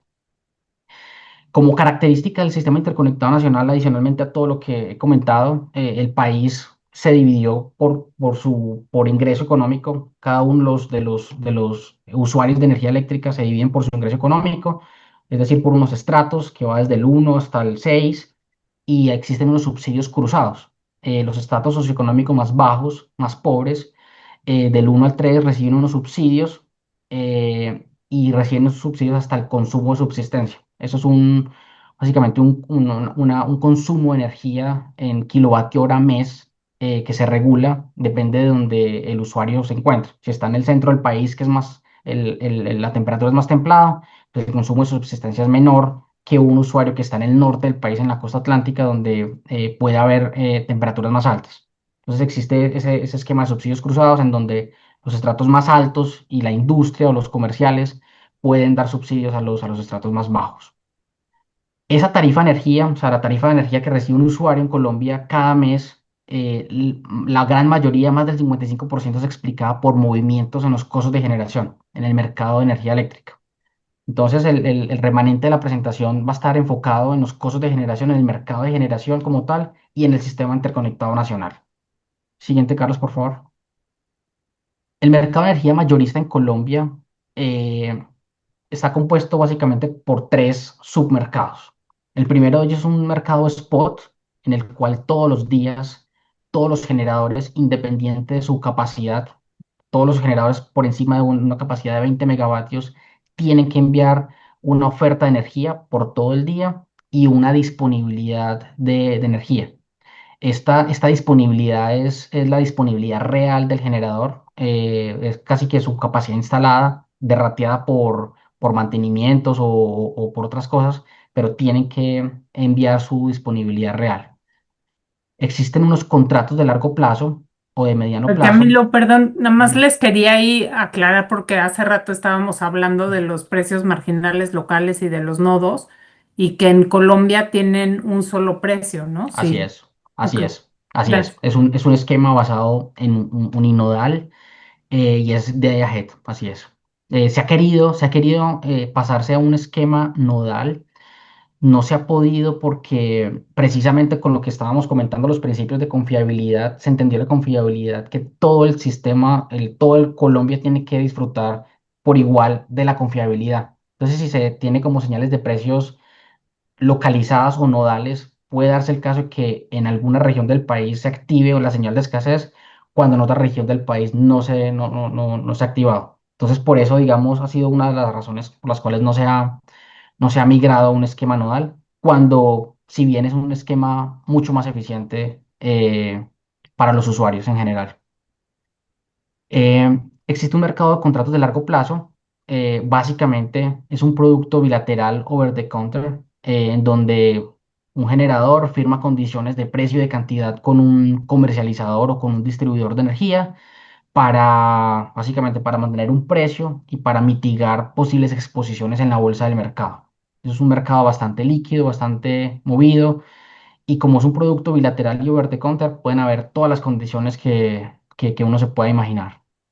Y también pues está el mercado de confiabilidad, que es el cargo por confiabilidad famoso, que es un mercado diseñado pues por varias personas que han trabajado en varios mercados acá en Estados Unidos y ha sido pues un mercado que también ha sido copiado en países como Irlanda y en varios países de Europa lo han estado viendo. Es un mercado que, de nuevo, pues basado en energía firme, tiene unas obligaciones de energía firme cuando exista un evento climático extremo y tiene unos pagos relacionados firmes durante 20 años o dependiendo de la vida útil de un activo de generación. Y este es un esquema que ha sido entendido muy fácil por varios inversores, sobre todo por los bancos y esquemas financieros. Siguiente slide, Carlos, por favor. Colombia también tiene un esquema, una regulación de transacciones internacionales, principalmente con los países de la Comunidad Andina de Naciones, con Ecuador, Perú y todos los países relacionados con la CAN. En los últimos años ha venido bajando mucho esta liquidez de ese mercado por varias razones. Una de las razones son políticas, pero la principal razón es que los países cuando existe una transacción internacional no pagan confiabilidad. Entonces las transacciones que ocurren entre Colombia y Ecuador, por ejemplo, son por excedentes. Entonces cuando un país dice, el día de mañana yo tengo excedentes de oferta de energía, entonces pongo a la disposición esta generación. Eso a veces es muy susceptible a interrupciones, porque si hay un país, por ejemplo, que dice al otro día, yo necesito esta energía por tal o por tal otra razón, puede que se cambie drásticamente los despachos de energía producto de esa condición de que solamente sea por excedentes. Hoy en día, pues el BID está acompañando mucho los procesos para mejorar esta regulación, pero es difícil porque, por ejemplo, la regulación en Ecuador es completamente distinta a la regulación en Colombia. Entonces no ha habido como una sinergia, una convergencia mejor de estos dos esquemas. Siguiente slide, Carlos, por favor. Un poco sobre las estadísticas del mercado de Colombia. Empezamos por la cantidad, después por precios. En la gráfica de la izquierda confirmamos lo que estábamos diciendo, la matriz de energía eléctrica en Colombia, el 70% proviene de energía hidráulica, la gran mayoría de estos son embalses grandes que pueden mover energía entre meses, básicamente, y un 30% es combustible fósil, entre ellos la gran mayoría es gas natural, eh, que quema combustible producto de producción local en Colombia. Sin embargo, pues esta producción local en Colombia ha estado declinando muchísimo y en los últimos años se ha dado más vía a importación de LNG. Y eso pues ha incrementado en algunos sectores los precios de la energía producto de estas importaciones. También hay carbón, petróleo y en los últimos años ha venido viniendo energía solar. Si ven este cambio drástico en el 2010 al 2023, es explicado básicamente por el cargo por confiabilidad. Cargo por confiabilidad empezó como tal en el 2006, la regulación. Años posteriores empezó la primera subasta y luego pues ya empezaron a entrar la generación como tal. Entonces ahí se ve el efecto realmente de esa regulación que les veníamos diciendo de confiabilidad más inversión en el país. Y la energía solar y la eólica y bioenergía tiene una participación muy pequeña en el mercado como tal ahora, hoy en día, y ha estado básicamente impulsada por tarifas, por mejores impuestos, deducción de impuestos y por mejoras en la estimación de su energía firme. La gráfica a la derecha es por producción, la gráfica a la izquierda era por potencia, por capacidad instalada, la gráfica a la izquierda, de la derecha es energía, y ahí se ve básicamente cómo la energía hidráulica es muy variable en algunos años. En la siguiente gráfica, si quieres, Carlos, vamos a mostrar el efecto de esa variación en precios. Eso fue una gráfica que apareció en un informe de la Agencia Internacional de Energía, la cual les proveímos cuando yo estaba en la CREC. Esta gráfica me gusta mucho porque ve en azul, ve la volatilidad del precio de bolsa correlacionado con los efectos del niño. En la barrita del centro, cuando viste el fenómeno del niño 2015-2016, los precios en bolsa se dispararon casi a 1.000 pesos por kilovatio hora. Todo esto está en términos reales. Y esto lo que activó fue todas las opciones de energía firme. En Colombia la regulación lo que dice es que cada vez que el precio de bolsa, o sea, la línea azul, esté por encima de un precio de escasez, que es un precio regulado, en esos periodos de tiempo se tienen que entregar las obligaciones de energía firme. Resulta que en ese tiempo muchos de los generadores no estaban preparados para este evento tan grande que duró mucho tiempo, y eso hizo que se dispararan tanto los precios en bolsa. También si ven, por ejemplo, cuando hay periodos de lluvias intensas o la niña, en el periodo de la izquierda, los precios tienden a bajar, incluso pueden tender más bajos que los precios de los contratos bilaterales. Y por último, pues este esquema, Colombia, como ha estado dependiendo mucho más de importaciones de combustibles, principalmente por LNG, pues ha estado también susceptible a los comportamientos del mercado internacional de gas. Por ejemplo, los choques que existieron en Europa recientemente en el 2022, también ha estado reaccionando mucho en los precios, principalmente los de escasez, por el mercado internacional. Siguiente slide, Carlos, por favor. Oye, Está, Yamil, una pregunta dime. sobre el tema del precio de escasez. Ujú. Tú, o sea, ¿el precio de escasez se determina también según el precio de los combustibles y Así además es, hay un pago fijo todo el año? así es. Sí, buena pregunta, gracias, Verónica. Ese es un precio que regula la CREC. Y es si quieres la anterior, Carlos, por favor. Estamos hablando de la gráfica amarilla, el precio de escasez. La CREC básicamente todos los meses se reúne y dice cómo está el mercado internacional de petróleo, y lo que hace es indexar cuál es el costo de operación de la planta más ineficiente del mercado. Y lo que hace es indexar el comportamiento de los precios del petróleo, específicamente fuel oil, y lo que hace es indexar el comportamiento de ese precio. Entonces lo que hace es, tiene el costo de operación de la planta más ineficiente y lo indexa al comportamiento de ese fuel oil internacional. Entonces es muy parecido, las fluctuaciones de ese precio de escasez siguen muy similar al comportamiento del precio del petróleo. Entonces es un precio administrativo y se define cada mes, es un precio que es cada mes. Ese precio de escasez eh, sirve para dos cosas. Uno, protege a los usuarios. Los usuarios de energía pagan hasta el precio de escasez. Entonces, cuando existe, por ejemplo, periodos como en el 2016, que se disparan los precios de spot de energía, los usuarios no pagan 1.000 pesos por kilovatio hora, sino que pagan lo que define el precio de escasez. Hasta ahí paga. Esa es la primera razón o el primer objetivo es el precio de escasez. Y el segundo objetivo sirve como cobertura a los usuarios y además tenedores de esas obligaciones de energía firme. Toda vez que cuando existen esos periodos, tú puedes transar en obligaciones de energía firme. Entonces, por ejemplo, si Verónica y yo somos generadores y si yo, por ejemplo, tengo déficit de energía firme y Verónica tiene más energía firme, Verónica, yo le puedo vender mi obligación, Verónica se queda con más ingresos del cargo por confiabilidad y puede prestar ese servicio de confiabilidad adicional. Entonces pueden haber todas esos movimientos. El tema con el cargo por confiabilidad es que como es una opción, esta es la opción básica, este es lo que se conoce como el strike price o el disparador de precio de este cargo por confiabilidad. Pero lo que hace el cargo por confiabilidad es que genera unas remuneraciones constantes durante todo el año, esté o no esté el mercado en escasez.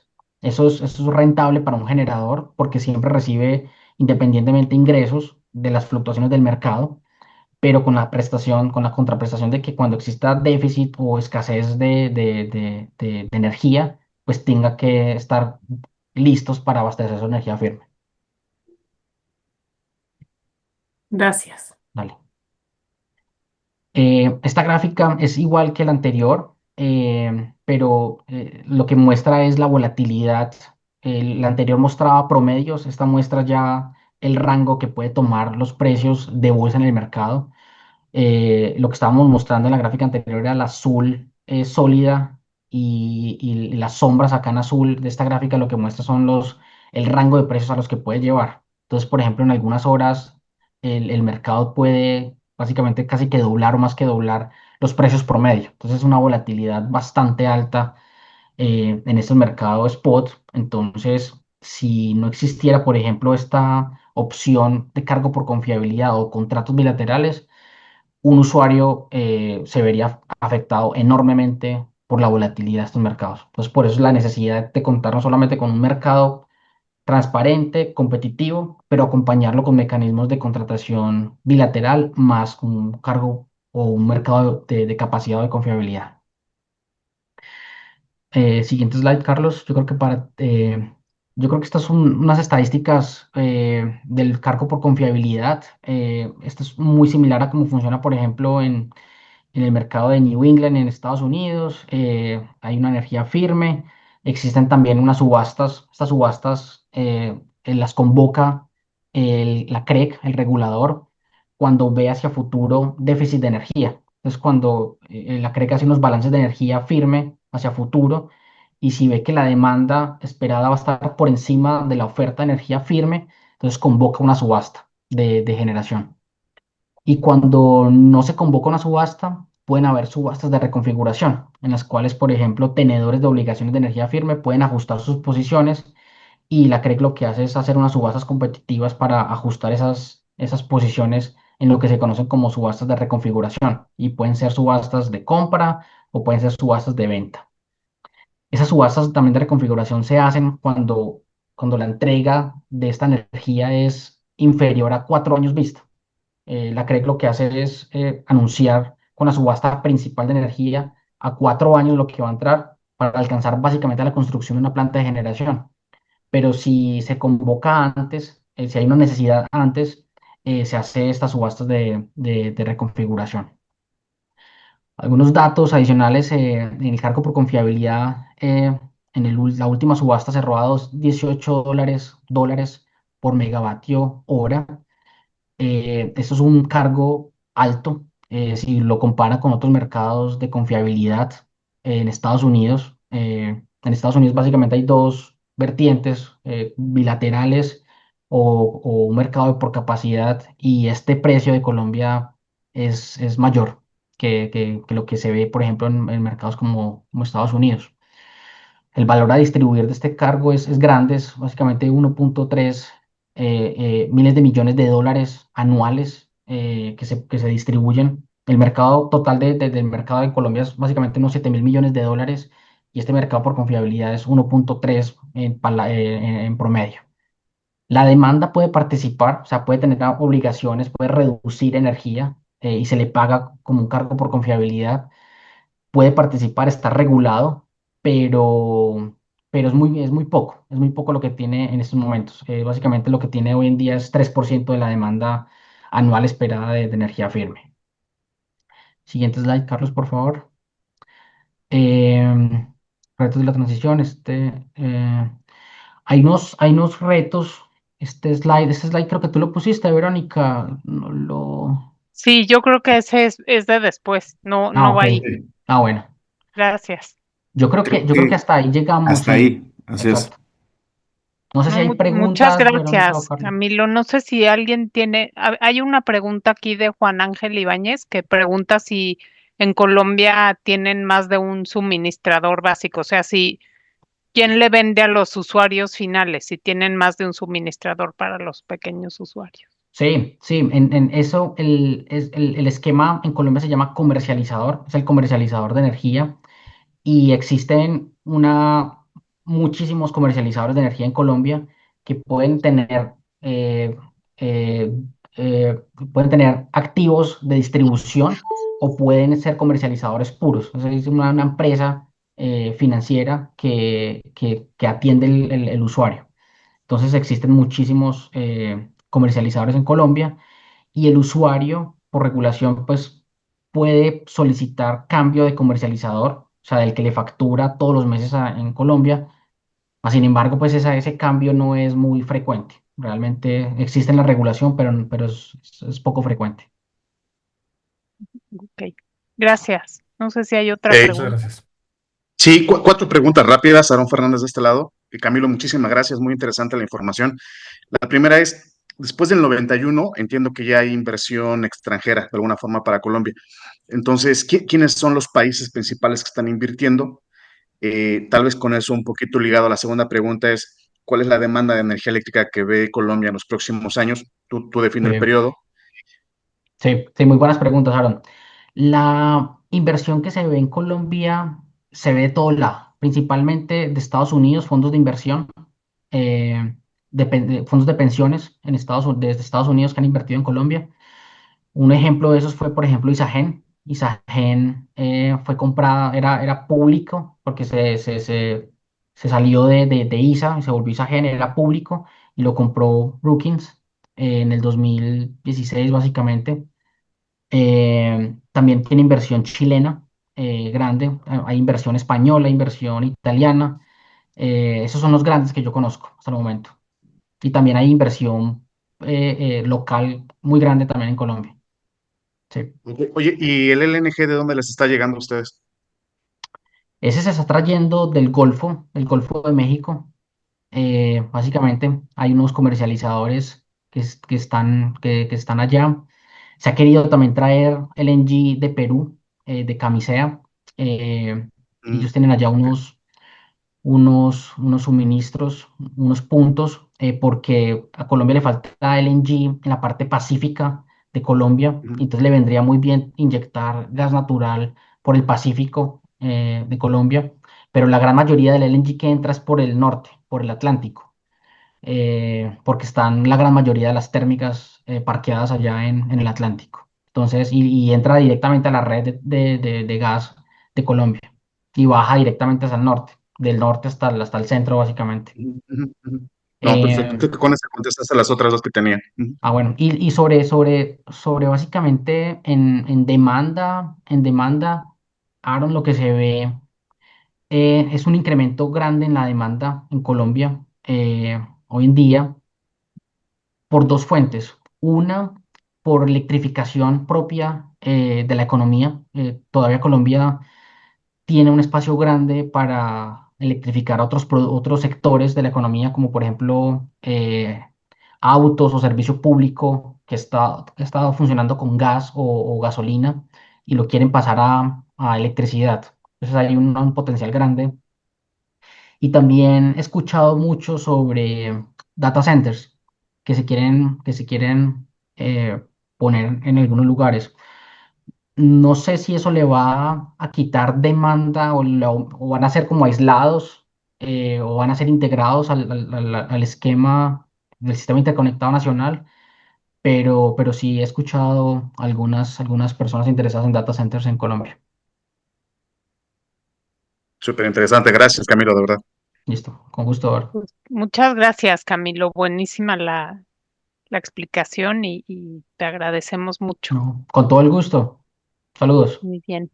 Pues les voy a platicar un poco de Chile. Creo que estamos yendo un poco, yo pensé que 2 horas iba a ser muchísimo, que se iban a aburrir, pero yo espero que no se aburran y a mí se me ha pasado más rápido de lo que pensé. Entonces, les voy a platicar yo muy rápido de Chile y luego voy a dejar a Carlos que les hable de otros países. Yo creo que no nos va a dar tiempo de ver todo lo que traíamos, pero bueno, se van a ir con una buena idea de cómo se han dado estas reestructuras y de cómo están funcionando los diferentes mercados, ¿no? En Chile también había monopolios que estaban integrados verticalmente y decidieron igual que se necesitaba competencia, inversión privada y expandir la capacidad, ¿no? Y lo que es muy interesante es que Chile fue quizá el primer mercado eléctrico que hubo en el mundo. O sea, ahí sí iban muy a la vanguardia, ¿no? Ya como hemos visto en el tiempo, la verdad es que Chile se ha quedado un poco atrás, o sea, les ha sido difícil actualizar algunas de las cosas de su diseño original del mercado, pero aún así, pues es un país que como ha hecho las cosas siempre con mucha estabilidad, o sea, siempre cuidando mucho las inversiones, este, han logrado pues que siempre haya muchísima inversión en Chile. Al revés, el problema que han tenido es que hay inversión de más, o sea, tienen mucha inversión ahí, mucha generación que se ha vuelto un tema importante, ¿no? Y ahorita lo estamos viendo, como les decía, con el tema de las baterías que están entrando con todo en Chile. Entonces ahorita les voy a platicar muy más de eso, pero sí fue de los primeros mercados. En 1982 se divide a la empresa, si quieres pasa a la siguiente, Carlos, de servicios públicos, que estaba verticalmente integrada, que es Endesa, en 14 compañías, incluidas 6 de generación para competir, de distribución, que esas siguen siendo reguladas, pero privadas, y 2 compañías pequeñas integradas verticalmente. O sea, ahí se establecen los centros de despacho económico de carga para supervisar las operaciones y existen estos 2 sistemas, que es el sistema interconectado central de Chile y el del norte grande. Entonces esas 2 son separados, pero se permite a los clientes minoristas de cierto tamaño ya comprar energía directamente de los proveedores, ¿no? Entonces fue mucho a la vanguardia ahí Chile.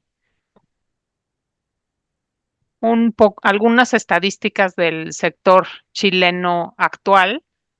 Tiene una capacidad instalada de 36.7 gigas, o sea, es un sistema todavía bastante chico comparado con otros países, pero lo que sí es muy impresionante es que ya el 68% es renovable, ¿no? Estamos viendo una entrada tremenda de energía solar y eólica, solar sobre todo, que es el 79% de la capacidad instalada y ahora pues están entrando baterías, ya hay muchas ahí listas para empezar a construirse y unas incluso ya en construcción y ya han entrado. Entonces se está moviendo muy rápido.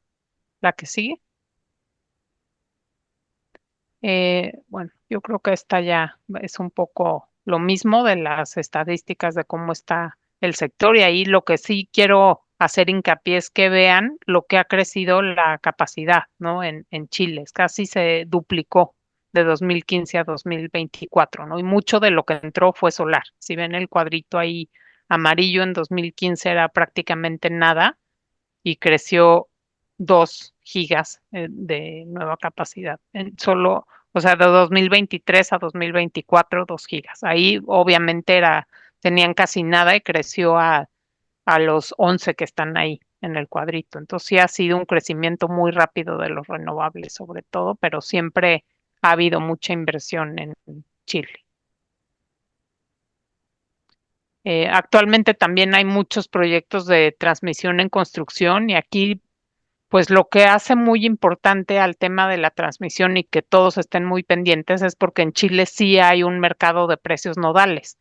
Entonces, la diferencia de precios entre el norte, donde están en el desierto de Atacama y por ahí están todas las plantas solares, y el centro, donde está Santiago y está más la demanda, pues no hay suficiente transmisión y hay veces que el diferencial de precios nodales es enorme, ¿no? La energía solar, lo que ha pasado ahí es que hay muchísimos vertimientos, ¿no? Curtailments, o no sé cómo le llaman en México, pero básicamente que no pueden, no se consume toda la energía solar que se genera, entonces tiene que apagar centrales o desperdiciar esa energía, ¿no? Entonces eso cada vez está pasando más, que hay esos vertimientos porque no hay suficiente transmisión para mandar esa energía donde está la demanda. Entonces hay una línea muy grande que si la ven ahí se llama Quimalo Aguirre, que está en construcción, que esa va a conectar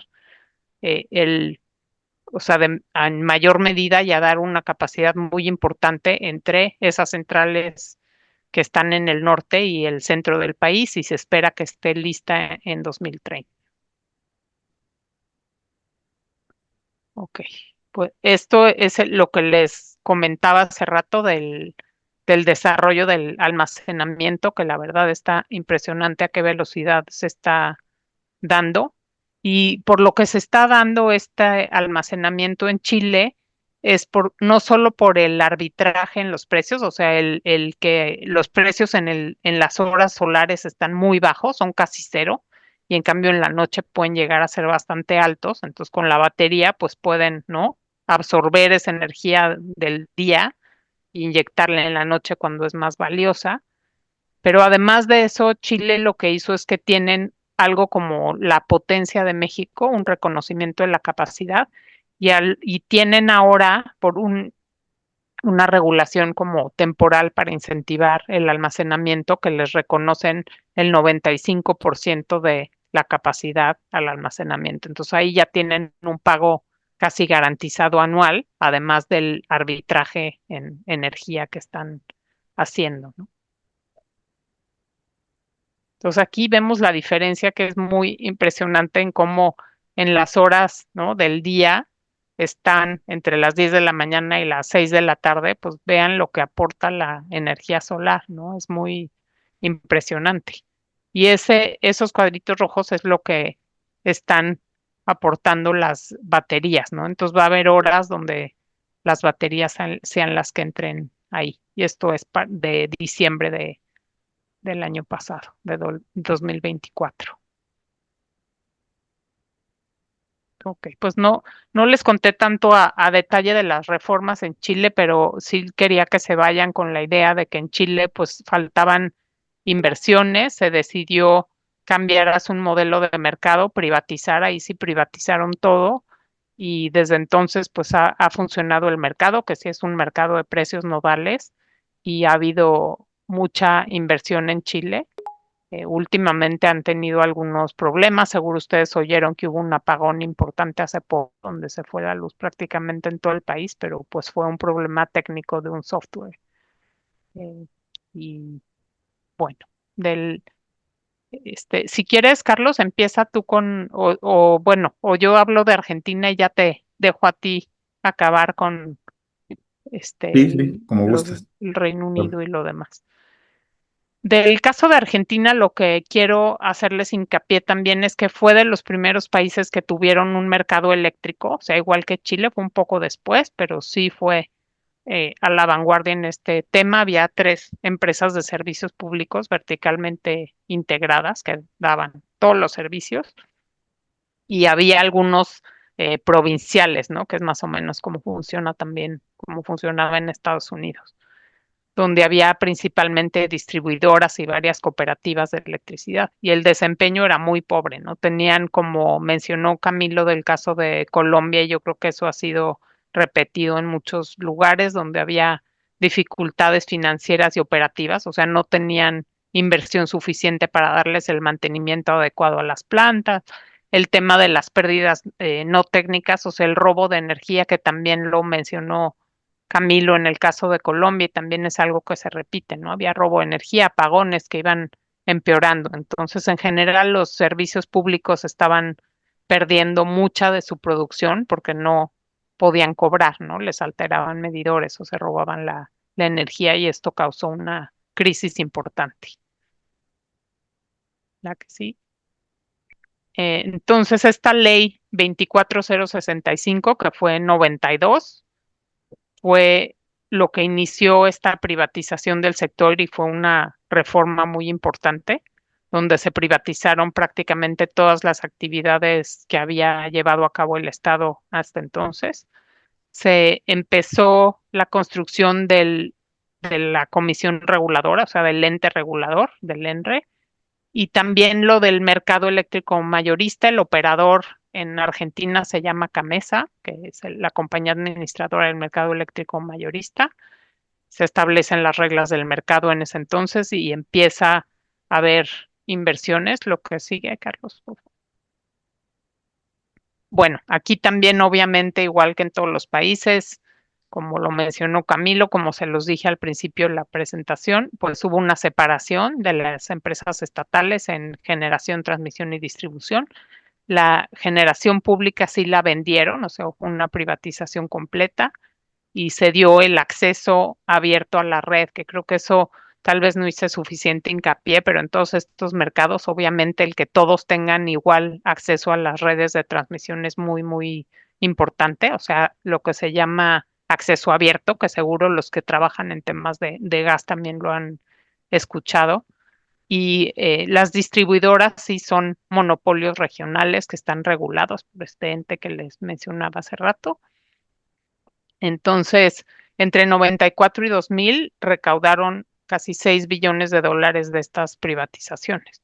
Y el mercado funcionó bastante bien por un tiempo, hasta que hubo cambios políticos importantes, que si quieres irte a la que sigue, Carlos. Donde pues empezó con la crisis de Argentina, que seguro ustedes saben que había hiperinflación y tuvieron todos estos retos, donde de 2002 a 2017 se especificaron los contratos y dejaron sin efecto varias cláusulas que tenían y mecanismos indexatorios para los contratos. O sea, toda la crisis de Argentina también resultó una crisis muy importante en los contratos del sector energético. Tuvieron que fijar un tope al precio porque obviamente era impagable, y en 2015 el subsidio eléctrico alcanzó el equivalente al 1.5% del PIB y obviamente pararon todas las inversiones, ¿no? Con la crisis en Argentina. Y después lo que pasó es que ha habido muchísimas intervenciones del Estado para ir como parchando los problemas que ha tenido. Entonces, Camesa empezó a actuar otra vez como el comprador único, empezó a firmar contratos, donde también se le dieron la responsabilidad de comprar el gas para las plantas. O sea, ya es como muchos parches y parches, donde pues el modelo de mercado quedó totalmente rezagado e inexistente, ¿no? Entonces, la que sigue, Argentina era hasta que fue el caso de México, el único país que se había movido un modelo de mercado y había vuelto a un modelo con este rol del estatal centralizado. Pues ahora México está igual, ¿no? Ya se movió de un modelo de mercado a un modelo centralizado. Y ahora con Milei, pues está otra vez tratando de retomar el mercado, de volver a abrir, de descentralizar. Ya pasó una reforma este año para descentralizar la gestión de combustibles, que como les comentaba, el operador del sistema es el que también tenía que comprar el gas. Y ahora los generadores térmicos van a ser responsables de gestionar sus combustibles. También quiere reabrir el mercado y fomentar contratos bilaterales libres y promover la participación privada. Y pues ya estaremos muy atentos a ver lo que pasa en Argentina, que contrario a lo que ha pasado en Chile, ha dado tantos bandazos que es muy difícil conseguir dar la certidumbre a los inversionistas para que vayan a Argentina, ¿no? Y cuando ha habido inversiones, pues siempre es mucho más caro que en lugares más estables como Chile.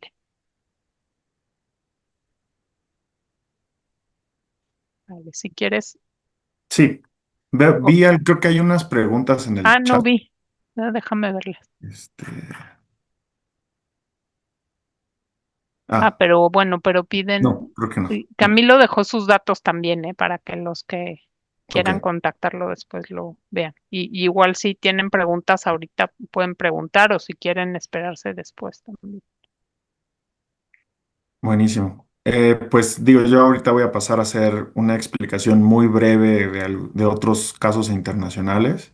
La estructura, como se van a dar cuenta, es muy similar a lo que ya hemos observado para casos previos y de alguna manera se va a ir repitiendo para los demás casos de estudio, en donde podemos ver que inicialmente hay un monopolio verticalmente integrado en donde se centralizan todas las funciones de la cadena de suministro eléctrico, que como ya explicó Vero, que también viene muy bien explicado en el libro de Sally Hunt, es muy estandarizado y obviamente pues hay bastante literatura y se puede estandarizar bastante y teorizar bastante al respecto. En el caso de Gran Bretaña no es la excepción. Se tenía inicialmente un monopolio central verticalmente integrado con 12 area boards, cada uno con su compañía de distribución para la entrega y venta de electricidad. Gracias. Eh, Sí, me vale. perdón, ¿hay una pregunta? Disculpe, perdón, escuché algo. Ah, bueno, no sé si tener una pregunta. Este, y bueno, las ventas incrementando a un ritmo de 2% anual y una demanda pico estática, lo cual es pues, relativamente comprensible dentro de economías ya desarrolladas, en donde los incrementos en la demanda eléctrica y en la demanda energética no suelen ser tan acelerados como los que podemos observar en países que están en vías de desarrollo. Particularmente en el continente pues, asiático, como ya conocemos, los casos de China, de India, donde han tenido tasas históricas de crecimiento de demanda energética que son mucho más importantes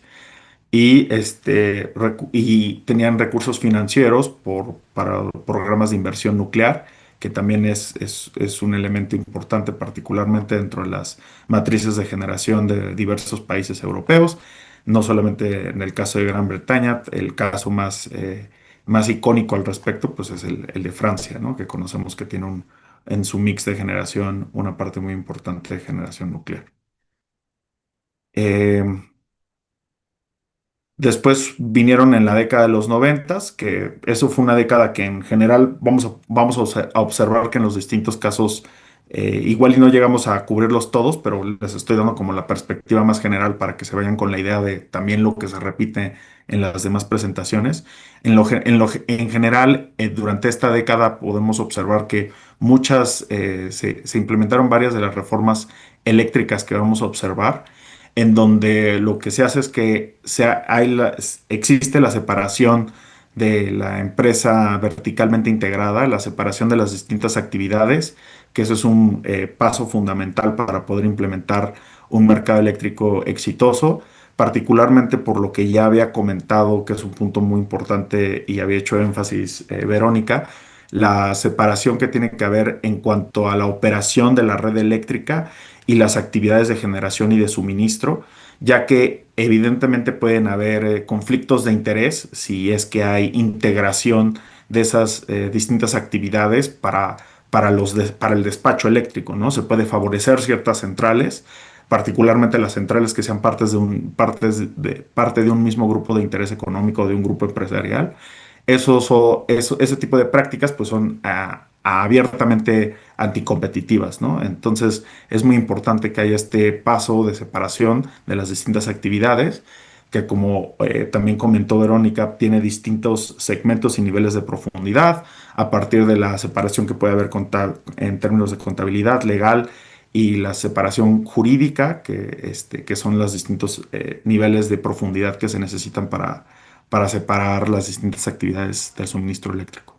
Se establece un grupo de electricidad de acceso abierto para el comercio de electricidad a corto plazo y se permite a clientes minoristas de electricidad con demandas máximas, evidentemente lo que nosotros conoceríamos como usuarios calificados, ¿no? Es decir, los grandes usuarios este, que tienen cierto tipo de demandas, comprar electricidad a proveedores competitivos y eventualmente en el caso de Gran Bretaña ya se permitió a a todos los clientes comprar electricidad de manera competitiva, el cual no era necesariamente el caso comparándolo con lo que observamos en 2013 en México.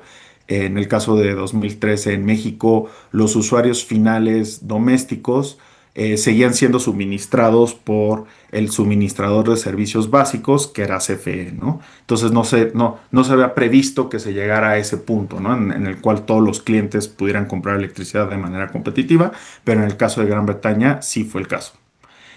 Y había un pool de electricidad para transacciones de electricidad de corto plazo, el cual tenía sus transacciones eran centralizadas. Y esto contrasta con los cambios en el mercado que se vinieron en 2001, en donde se reemplazó dicho pool por el New Electricity Trading Arrangement, que lo que quiso hacer es descentralizar justo las transacciones eléctricas. Se favorecieron y se implementaron mecanismos para que hubieran contratos bilaterales, acuerdos entre las partes que pudieran ser directos, y el desarrollo del mercado eléctrico. El National Grid Company se convierte en el operador del sistema de todo Gran Bretaña y las leyes de energía de 2004 y 2010 imponen requerimientos al regulador para satisfacer metas que había en términos de energía limpia, reducción de emisiones y para energías renovables. Aquí podemos ver una gráfica en donde podemos observar cómo ha ido evolucionando los precios de los contratos en función de distintas variables. Aquí quizá lo que valdría la pena resaltar pues es justamente algo que digo, no sé si nos dé tiempo, pero lo podrían ver también si vieran la gráfica de España, en donde los precios del mercado pues son bastante sensibles a variaciones en los precios de los combustibles. Y esto es un factor que pues, aquí podemos ver claramente en los años 2008-2009, en donde vemos el círculo que está señalando los high gas and coal prices y cómo afectan los precios del mercado. En el caso del mercado español, que digo, igual no tenemos tiempo, pero se los comento, también se pueden observar esta misma sensibilidad. Esto se deriva de lo que ya había comentado Vero respecto a cómo se forman los precios en el mercado y cómo las unidades marginales establecen el precio del mercado y esos precios, pues bueno, obviamente se trasladan a los usuarios finales y generalmente en varios mercados eléctricos, las unidades de gas, las unidades de combustible, ese es el caso también de México, las centrales de ciclo combinado suelen poner los precios del mercado, suelen ser las unidades marginales del mercado y por lo tanto pues los precios del gas tienen incidencia dentro de los precios que se determinen para los usuarios. Aquí podemos ver pues la evolución de la matriz de generación del Reino Unido. Como podemos ver, es relativamente estable a lo largo del tiempo. Podemos ver que ha habido particularmente crecimiento de la generación eólica, de la generación, un poco de crecimiento también de la generación solar, podemos ver. Lo que también llama la atención de este caso es que en el caso de la generación con base en combustible fósil se ha ido reduciendo poco o de manera gradual, obviamente. Este también es un fenómeno que podemos observar en otros países europeos. El caso que más se me viene en mente es el caso también de Alemania, en donde hay varias decommissioning de centrales eléctricas que se hacen mediante mandatos de policy que orillan al mercado eléctrico y al sector eléctrico a descontinuar centrales de generación que pudieran ser más contaminantes para también poder hacer espacio al suministro de energía que pudiera venir de centrales de generación o capacidad renovable y limpia. Y bueno, aquí tenemos un video muy interesante que no sé si... Oye, Carlos, yo creo que no nos va a dar tiempo, se los puse ahí. La Sí, verdad es que está muy bien hecho el video y es muy actual del debate actual que hay sobre el que se quieren cambiar a tener precios nodales. Entonces, a los que tengan oportunidad les recomiendo ahí meterse a esa liga y ver el videíto porque está muy bien explicado y también se ve, pues se cuantifican los beneficios de cambiar a precios nodales y por qué son más eficientes. Entonces, si tienen oportunidad, les recomiendo echarle un ojo y pues si nos extendimos mucho y ya no nos dio tiempo de ver todos los países, pero si quieren, vámonos nada más a la lámina de conclusiones, Carlos, claro. para decirlo rápido y darles 2 minutitos también si tienen alguna pregunta. Pero bueno, lo que ya les decía, ¿no? Argentina y México son los únicos países que se movieron hacia la competencia y después volvieron al modelo anterior. Argentina ahora está buscando nuevamente volver a la competencia. En todos los países la transmisión y distribución están reguladas con un regulador independiente, se hizo la separación y todos tienen un mercado spot de corto plazo, aunque no todos tienen precios nodales como ya lo vimos. Y un punto importante es que estos mercados eléctricos son súper complejos, ¿no? Ahorita tocamos la superficie, pero en realidad son bastante más complejos que eso y están en constante evolución. Y un tema que ahora está empujando cambios en estos mercados son toda la entrada de renovables, ¿no? Y cómo se hace el diseño de los servicios conexos y otras cosas más complejas de este mercado. Entonces, bueno, les dejo esos mensajes ahí y si alguien tiene alguna pregunta, adelante para no extendernos de más. ¿Qué tal? Buenas tardes. Disculpe, nada más para ver si nos podría compartir la información sobre el libro que mencionaron Sí, durante la claro que sí. presentación. Ahorita se llama, ay, déjame buscarlo y Yo se se los los puedo escribo compartir en si un quieres, Vero. momentito. Ah, perfecto. Sí, Si lo De tienes acuerdo, a la muchas mano, gracias. sí. aquí lo tengo. No te preocupes. Carlos, una Pero, Nada pregunta. más ¿Cuál es el me- almacenamiento hidroeléctrico que mencionabas en tu diapositiva anterior? ¿cuál almacenamiento eléctrico? Perdón, cuando estábamos hablando de Chile. Había una gráfica que estabas mostrando sobre la matriz energética, por así decirlo, de Reino Unido, y hay una sección donde especifica almacenamiento hidroeléctrico, que es muy diferente a la generación de energía hidroeléctrica. Ah, Sí, Sí, así en realidad es pumped hydro, ¿no? Ese es como cómo se le conocería, este, es un tipo como sí, como tipo de almacenamiento de baterías con base en, en almacenamiento hídrico. No sé específicamente cuál es tu duda, perdón. No me quedó tan sí, claro. desconocía la verdad el concepto. Gracias. Ah, ok, ok, ya les puse ahí la liga al libro por si a alguno le interesa buenísimo. verlo. Pues muchas gracias por escucharnos estas 2 horas y por quedarse aquí y que descansen. Ahí también creo que les dejo mi correo, si no se los voy a apuntar aquí. Quien tenga alguna duda adicional o lo que sea, me escriben, por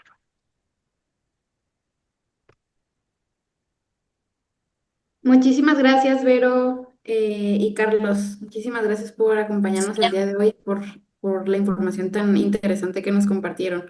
Por aquí yo les comparto a mis compañeros los enlaces y tu correo en el grupo que tenemos y pues de seguro estamos en contacto. Bueno, muchas gracias. Hasta luego, buen día. Bye. Gracias. Gracias. Hasta luego. Gracias.